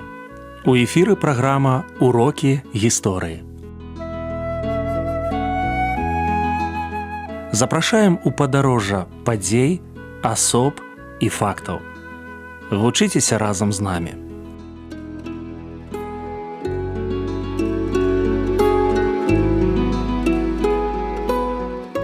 Добрый дзень, сябры. Перад мікрафонам Сяржук Брышцель і кандыдат гістарычных навук Андрусь Унучак. Сёння мы пагаворым пра беларускіх татараў. Прывітанне, Андрусь. Прывітанне, Сяржук. Прывітанне, шаноўныя слухачы. Калі і як з'явіўся татарскі народ на беларускіх землях? Сапраўды, гісторыя беларускіх татараў, ці, як яшчэ кажуць, беларускіх мусульманаў, яна вельмі старажытная. Ужо з 14 стагоддзя на нашых землях былі першыя пасяленцы, гэта былі прадстаўнікі татарскага народу, якія былі на службе ў вялікіх князёў літоўскіх. А ўжо ў канцы 14 стагоддзя пры князі Вітаўце яны атрымалі месцы свайго пасялення, яны атрымалі прывілей на тое, каб сяліцца на тэрыторыі ўсяго Вялікага княства літоўскага і нават служылі ў войску. Служылі ў войску Вялікага княства літоўскага, складалі некалькі харугваў, часам да 6 харугваў. Гэта, 5-6 тысячаў вершнікаў лёгкай конніцы удзельнічалі ў бітве пад Грунвальдам. І паколькі яны служылі ў войску, то прадстаўнікі арыстакраты, нават мусульманскай, яны маглі ў будучыні атрымліваць нешляхецкія прывілеі і нават станавіліся шляхціцамі. І ў гэтым сэнсе гісторыя гэта даволі старажытная, даволі цікавая, вельмі цікавая нават. І калі мы паглядзім, то з далейшай гістарычнай перспектывы яны зрабілі вялікі ўплыў на нашу культуру. Культурныя асаблівасці татараў. Культурныя асаблівасці яны вынікаюць з рэлігійных асаблівасцяў. Мы кажам пра тое, што гэта быў мусульманскі народ. І Вялікае княства літоўскае гэта была краіна талеранцыі, там, дзе маглі жыць прадстаўнікі розных канфесіяў, нават розных рэлігіяў, як мы бачым. І яны былі тым народам, які кампактна пражываў. Лічылася, што яны вельмі добрыя вершнікі. Вось гэта іхныя такія культурныя асаблівасці. Яны жылі ў хрысціянскім асяроддзі. Некаторыя з іх пераходзілі ў хрысціянства, нават можна сказаць, шмат хто з іх пераходзіў у хрысціянства. Аднак таксама яны мелі уласныя асаблівасці. Напрыклад, паколькі былі мусульманамі, у іх Каран гэта асноўная кніга. І вось сустракаўся Каран на некалькіх мовах, на тюркскіх мовах, на арабскай мове, гэта як мова арыгінал, на тюркскіх мовах і на беларускай мове, і нават на польскай мове. Вось усё гэта багацце, і не толькі Каран, але самыя розныя кнігі. Вось усё гэта багацце, яно склала і складае такі культурны фонд нашай краіны. Прававы статус татараў у Вялікім княстве літоўскім. Калі толькі яны пасяліліся, прававы статус быў на пэўны момант не вызначаны. Таму што лічылася, што яны будуць, як правильно сказаць, часова тут жыць на гэтай тэрыторыі, як такія, як вайсковая сіла. Аднак з цягам часу стала зразумела, што ім патрэбна доўгатэрміновае месца пражывання і вызначыць прававы статус. Гэта яшчэ чым, скажем так, абцяжарвалася? Тым, што былі не заўсёды простыя адносіны з крымскім ханствам. Напрыклад, у 1506 годзе знакамітая бітва пад Клецкам, калі вялікі татарскі наезд, просто вялікія татарскія сілы, яны прыйшлі аж у сэрца, дайшлі да Ліды. З Крыма да Ліды дайшлі і зрабавалі ўсё Вялікае княства Літоўскае. 16 стагоддзя было складана вызначаць гэтак. Аднак вялікія князі літоўскія, яны казалі, што вось тыя татары, тыя мусульмане, якія пражываюць на нашай краіне, яны сталі на абарону Вялікае княства Літоўскага.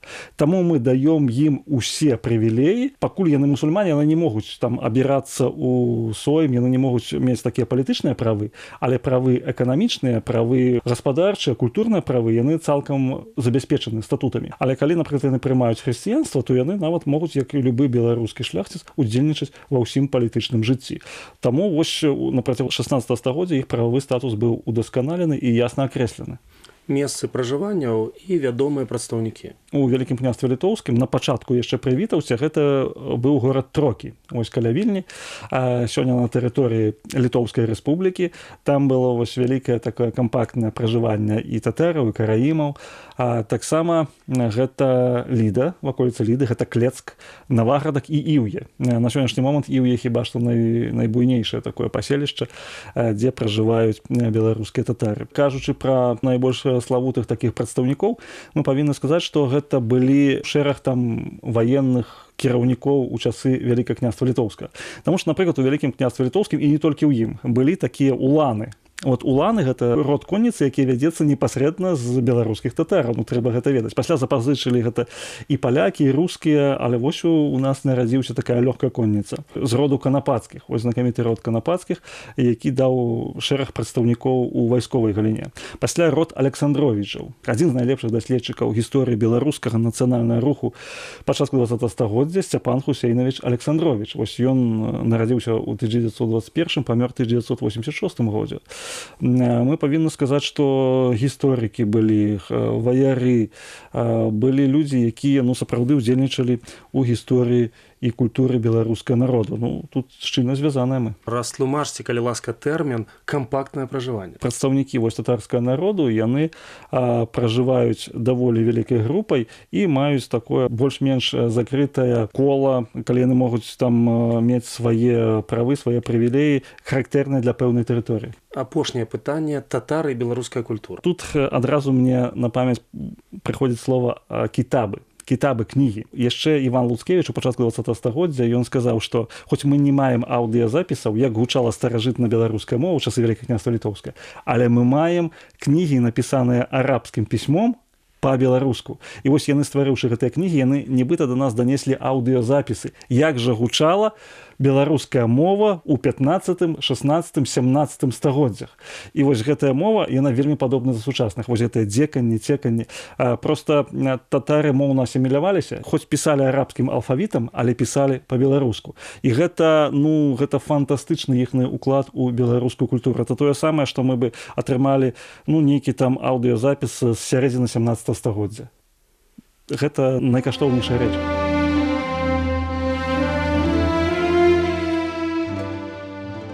Беларусь была і застаецца паліканфесійнай краінай. 6 стагоддзяў на нашых землях жывуць татары. Адносна іх у розных публікацыях ужываюць найменне: польскія мусульмане, літоўскія мусульмане, беларускія мусульмане, шляхта магамітане, заходнія татары. Гербы і геральдычныя знакі 16-19 стагоддзяў сведчаць, што на Беларусі было больш за 50 вядомых татарскіх сямействаў. Сёння мусульманскае рэлігійнае аб'яднанне Беларусі і беларускае згуртаванне татар-мусульман Аль-Кітаб імкнуцца вярнуць гісторыю і аднавіць культуру беларускіх татараў. Слухаў Андруся і думаў, як цудоўна, што ў нашай краіне ёсць месца кожнаму. Толькі разам мы складаем і будуем адзінае і непаўторнае грамадства.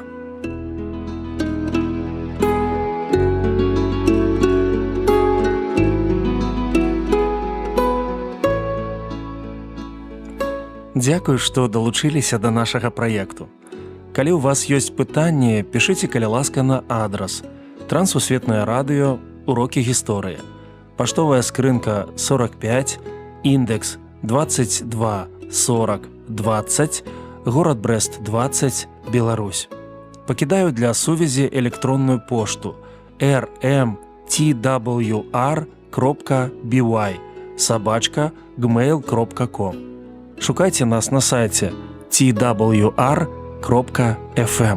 До новых сустрэч!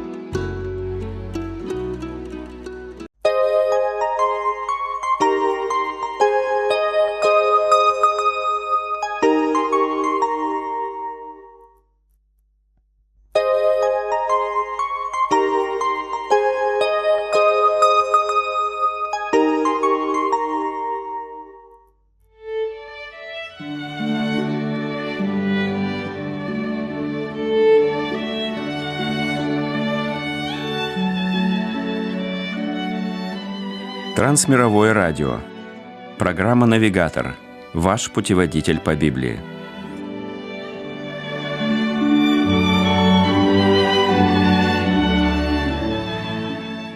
Библия – это целый мир, в котором сложно разобраться в одиночку. Необходим опытный проводник. Пастор Александр Капустин более 30 лет изучает Священное Писание и преподает его в церквах и учебных заведениях. Отправимся вместе с ним навстречу новым открытиям, важным истинам, полезным урокам.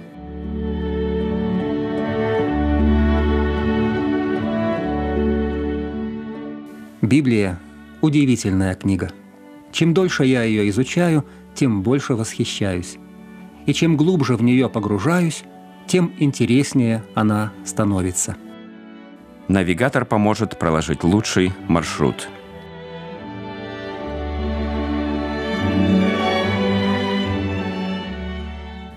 Приветствуем вас, друзья!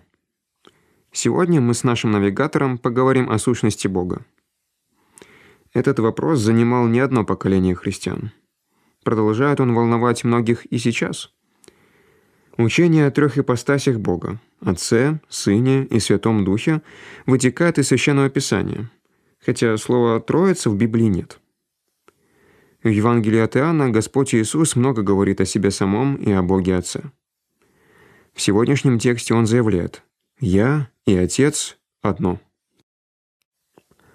После этих слов иудеи схватили камни, чтобы побить его. Они явно поняли, что имеет в виду Иисус. Давайте порассуждаем и об этом и мы с вами.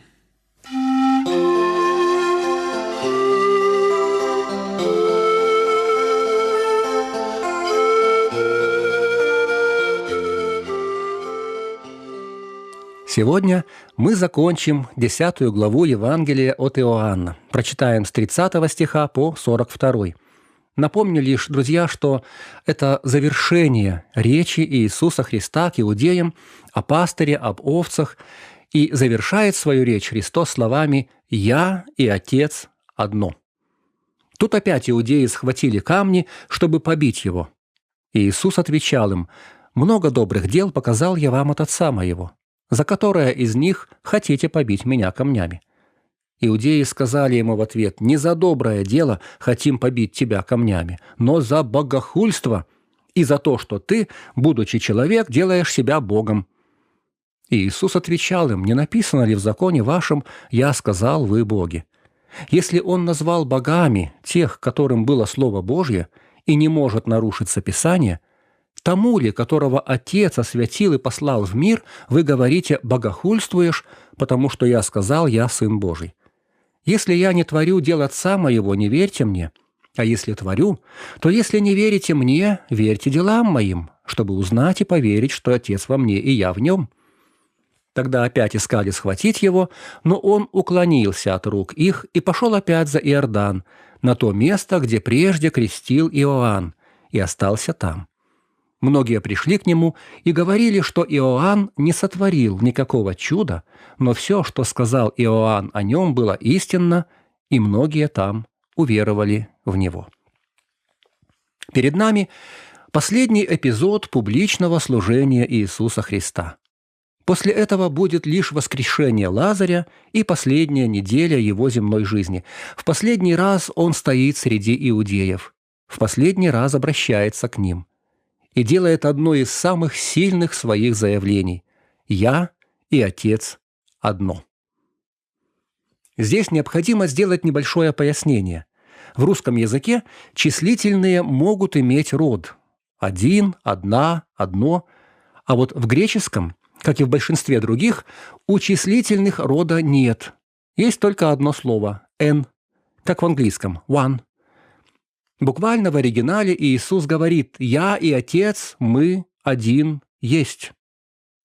И это очень напоминает один из важнейших текстов Ветхого Завета, который находится в 6 главе книги Второзакония. Это так называемая «Шма Исраэль», слова, которые верующие евреи произносят каждый день, утром и вечером, при этом прикрыв глаза правой рукой. «Шма Исраэль, Адонай Элогейну, Адонай Ахад». «Слушай, Израиль, Господь Бог наш, Господь один есть». Кстати, в оригинале там не Адонай, а Иегова, но евреи так благоговеют перед Богом, что боятся произносить святое имя и заменяют на Адонай. То же самое мы наблюдаем и в нашем синодальном переводе. А Иисус говорит: «Я и Отец, мы один есть». Мы уже говорили, что Христос регулярно повторял «Я есмь». Это слова самого Бога из Ветхого Завета. А теперь очень похоже, что он ссылается на величайший текст Священного Писания, где Бог заявляет о себе, что Он один, но Христос немного его видоизменяет. «Я и Отец один есть». Самый священный текст, который евреи благоговейно повторяли, прикрыв глаза рукой, не смея произнести имя Иеговы, он подстроил под себя и заявил, что он и Отец, то есть Иегова, это один есть. Один кто? Один Бог. Как вы думаете, поняли иудеи, что Иисус имел в виду? Еще как! Они и сказали ему: «Ты, будучи человек, делаешь себя Богом». Потому они и схватили камни, чтобы побить его. Богослов XIX века Адам Кларк пишет: «Если бы иудеи поняли заявление Христа о единстве с Отцом так, как его понимают некоторые так называемые христиане сегодня, в смысле единства чувств, то они вряд ли бы обвинили его в богохульстве. Ведь Авраам, Исаак, Моисей, Давид, пророки тоже были едины с Богом в своих чувствах. Но такая гневная реакция иудеев была вызвана тем, что они хорошо поняли смысл заявления Христа.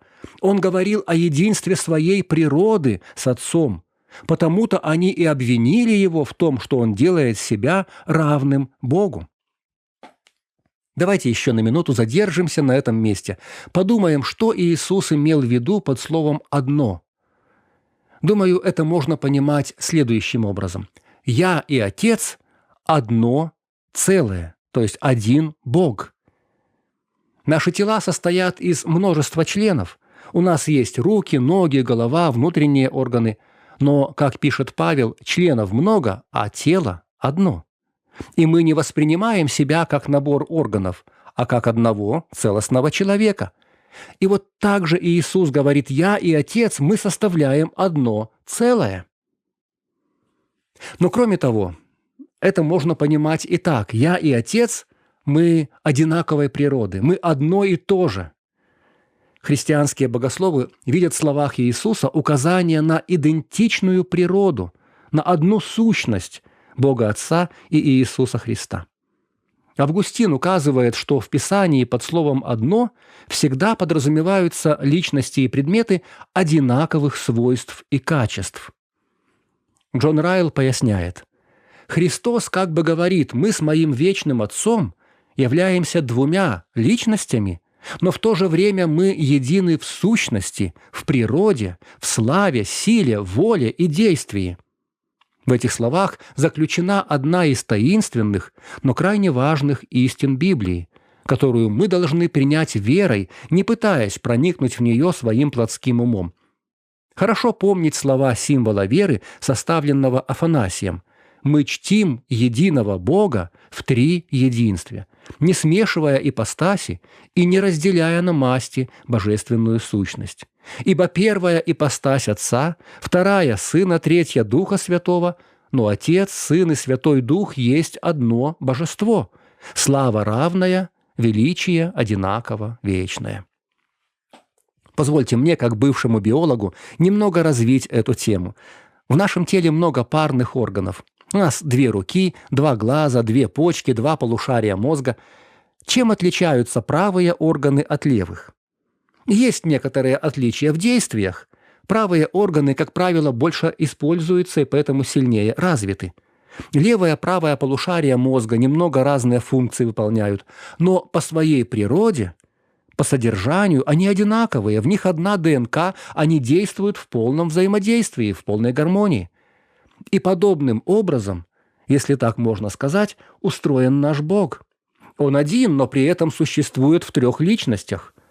В нашем тексте Иисус говорит только о себе и об Отце, но потом, в главе 14, Он представляет другого утешителя, равного себе, Святого Духа. Эти 3 личности составляют одного Бога. Они выполняют различные функции, но сосуществуют в абсолютной гармонии. Теперь перейдем к следующей части, к обвинению, которое выдвинули против Иисуса иудеи. Они обвинили Его в 2 грехах. Первый грех – богохульство. Иудеи заявили, что Иисус искажает сущность Бога, говорит о Нем ложь. А второй грех – превознесение себя. Ты, будучи человек, делаешь себя Богом. И если бы Иисус был обычным человеком, то это действительно были бы 2 тяжелейших греха. В ветхозаветные времена, когда люди непочтительно или неправильно говорили о Боге, вердикт мог быть только один – смерть.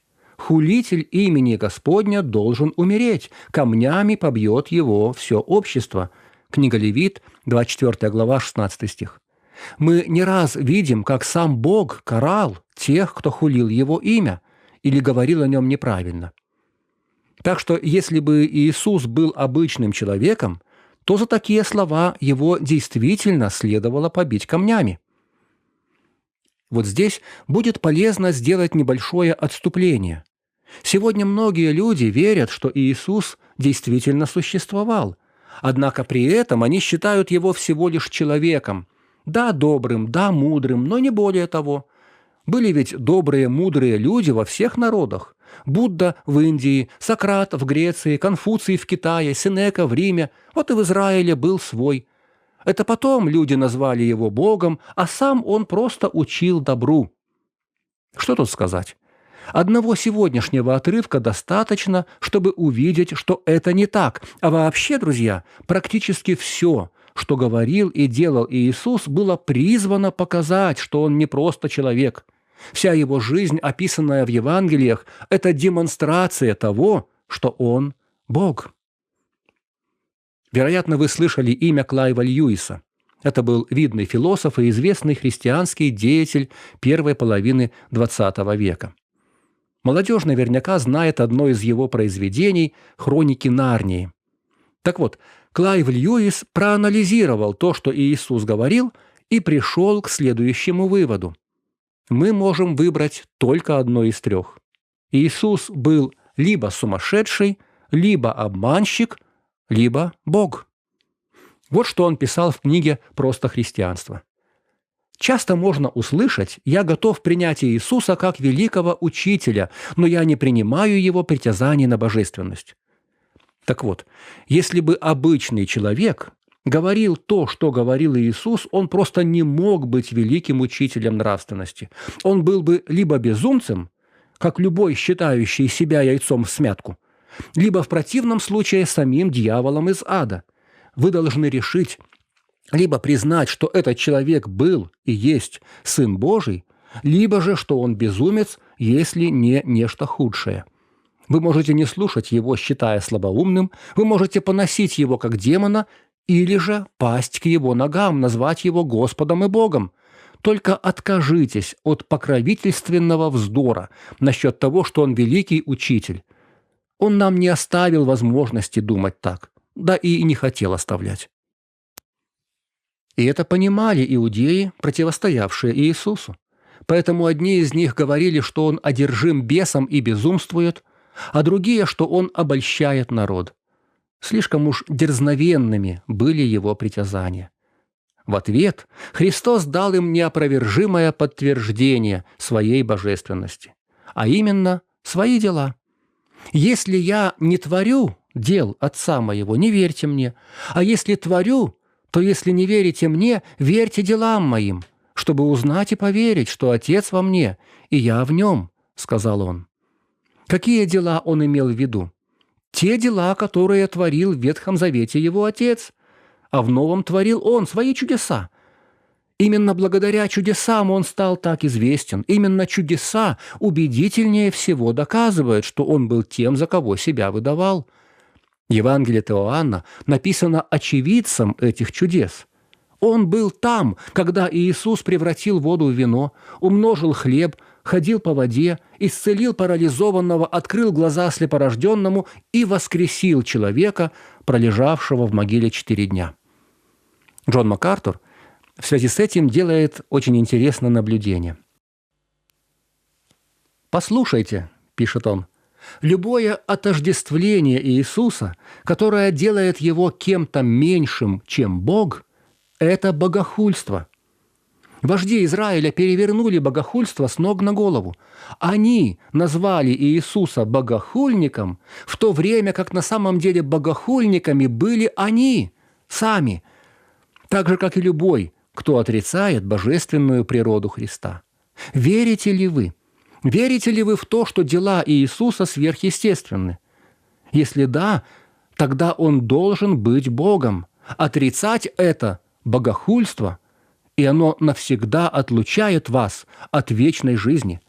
А если вы верите, то получаете спасение, вечную жизнь, прощение грехов, место в Божьей семье, дар Святого Духа, обещание небесной славы, вечное блаженство и радость.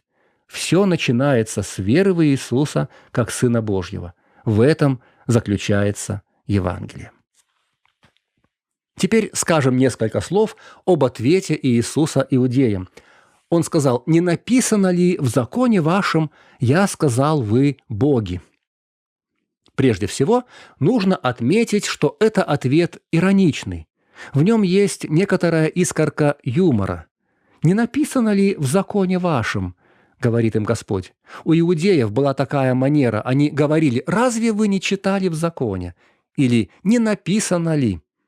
Так они слегка упрекали собеседника, укоряли его, мол, это же очевидно, это же все знают, это же написано, неужели вы не читали? И вот Иисус обращается к ним на их же языке и с иронией говорит: «Не написано ли в законе вашем?» Тех, к кому обращено Писание, то есть вас самих, Создатель называет богами. «Я сказал, вы боги». Почему же вы мне отказываете в этом праве? Ведь я намного больше вас достоин этого звания. Меня Отец освятил и послал в мир. Христос цитирует Псалом 81. Там Бог обращается к судьям народа. По еврейской традиции судей называли богами. Еврейское слово «элохим». Понятно, что они не были настоящими богами. Это было лишь традиционное наименование. Но в Псалме Господь прибегает к игре слов, чтобы обличить несправедливых судей. «Я сказал, вы боги и сыны Всевышнего все вы, но вы умрете, как люди, и падете, как всякий из князей». Но, повторю, здесь Христос прибегает к иронии, а его главный ответ – это его чудеса. Дальше он словно переходит на серьезный тон и представляет неопровержимый аргумент: «Верьте делам моим». И действительно, если бы не чудеса Христа, то иудеев еще можно было бы понять. Хотя и с большой натяжкой, но можно было бы допустить, что Иисус – искусный обманщик или что он наивный безумец. Но чудеса разрушают все подобные конструкции. Обманщик не может исцелить калеку, пролежавшего 38 лет. Безумец не может подарить зрение слепому, который таким родился. Чудеса закрывают всякие уста и опровергают любые заявления. И, наконец, перейдем к заключению. Наша глава завершается, казалось бы, незначительным эпизодом, но, по моему мнению, он достоин нашего внимания и глубокого размышления. После разговора с иудеями Иисус пошел опять за Иордан, на то место, где прежде крестил Иоанн, и остался там. Многие пришли к нему и говорили, что Иоанн не сотворил никакого чуда, но все, что сказал Иоанн о нем, было истинно, и многие там уверовали в него. Мы уже не раз встречались с Иоанном Крестителем в этом Евангелии, очно и заочно. Мы помним, что это яркий и важный герой Евангелия. Автор относится к нему с огромным уважением, часто ставит его в пример. Он-то и сам был его учеником первое время. И вот перед нами последнее, можно сказать, прощальное упоминание о нем. Дань памяти великому Божьему служителю. Самого Иоанна к этому времени уже нет в живых. Но сперва мы видим, как Иисус идет на то место, где прежде крестил Иоанн, а потом к нему приходят люди, которые знали крестителя. Эти люди говорят две важные вещи об Иоанне Крестителе. Во-первых, он не сотворил никакого чуда, и, во-вторых, все, что сказал Иоанн об Иисусе, было истинно. В результате многие уверовали там. 2 раза повторяется слово «многие». Сперва многие пришли, а потом многие уверовали. Таким стало наследие Иоанна Крестителя. Хотя сам он погиб, его служение продолжало приносить плоды. Да, его уже не было в живых, но когда на то место, где прежде крестил Иоанн, пришел Иисус, люди потянулись к нему. Почему они пошли? Потому что помнили об Иоанне, и результатом было обращение их к Господу. Получается интересный парадокс. Иисус творил великие чудеса, но иудеи все равно не верили в Него. А Иоанн не сотворил никакого чуда, но именно благодаря его проповеди многие уверовали во Христа. Не было бы Иоанна, скорее всего, они бы не пошли туда, где раньше он крестил, и не отнеслись бы ко Христу с таким доверием, как теперь. Да, чудеса были необходимы, чтобы показать, кем является Иисус. Чудеса, которые он творил, были печатью Бога Отца, что он действительно Божий Сын. Но вера происходит не от чудес. Вера происходит от слышания, а слышание от Слова Божьего. Иоанн не сотворил никакого чуда, но люди поверили ему. И когда на место служения Иоанна пришел Иисус, многие уверовали не потому, что видели чудеса, а потому, что помнили проповедь Крестителя. Мы, друзья, предтечи Христа в нашем мире. Как Иоанн возвещал первое пришествие Господа, так мы возвещаем Его второе пришествие. Иоанн не творил чудес, а проповедовал Слово. И мы посланы в мир не творить чудеса, а проповедовать Слово.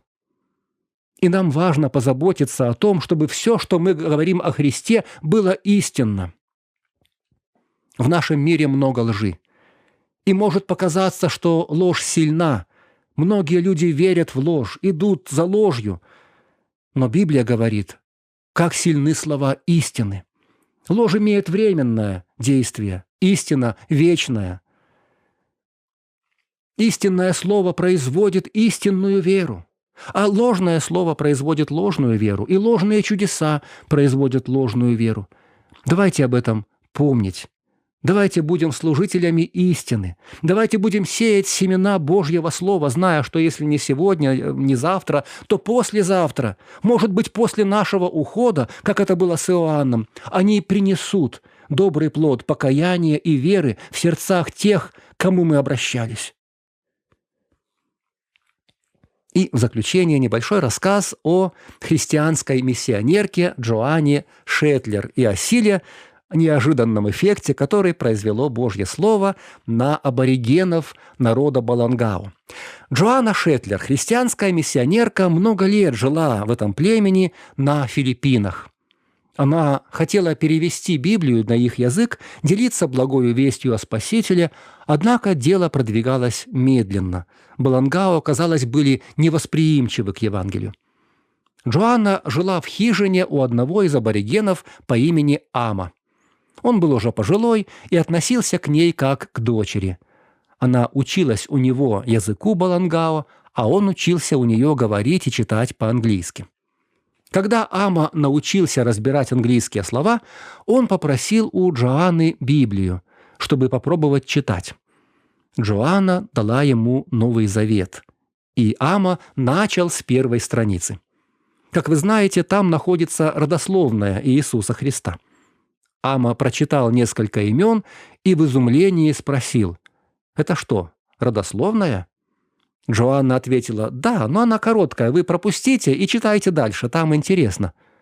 Однако Ама неотрывно смотрел на первую страницу. «Это что, правда?» – спросил он. Джоанна взяла лист бумаги и в столбик написала ему полную родословную Христа до самого Адама. С этим листом Ама стал ходить по деревне, из хижины в хижину и рассказывать, что Библия – это очень точная книга, это практически документ. В ней есть полный список имен от самого первого человека до Иисуса Христа. Племя Балангао пришло в восторг.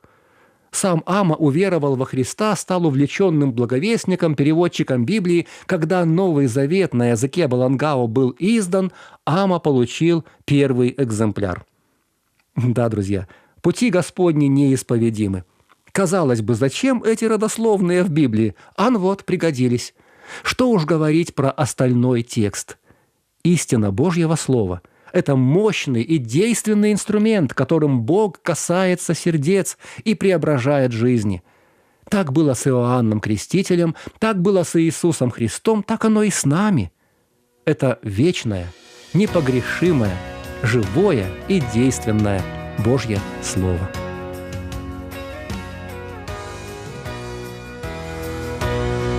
Прославь того, кто свет создал, моря и горы основал.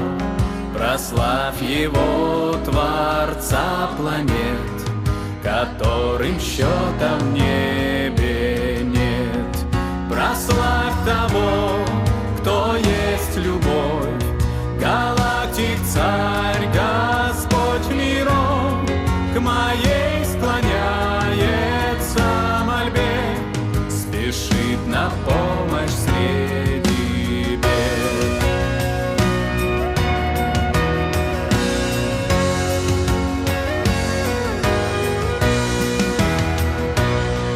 Прославь того, кто во Христе явил нам милость в полноте, чей Сын, оставив трон небес, нас иступил, зайдя на крест.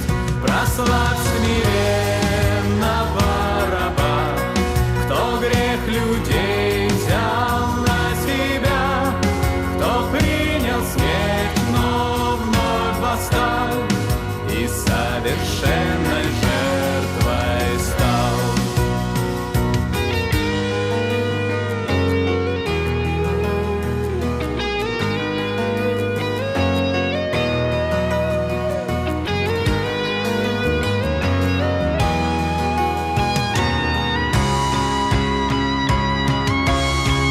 Прославь того, кто в нас живет, любовь Отца сердцам дает, дух мира, правды, красоты, источник света, чистоты. Отец и Сын и Дух Святой, склоняем дух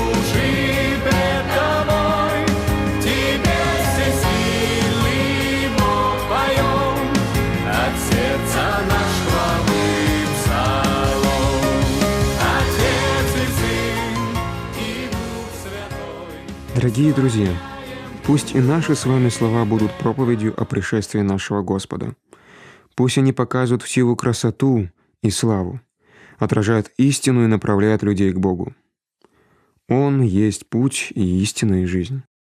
И нет другого имени под небом, данного человеком, которым надлежало бы нам спастись.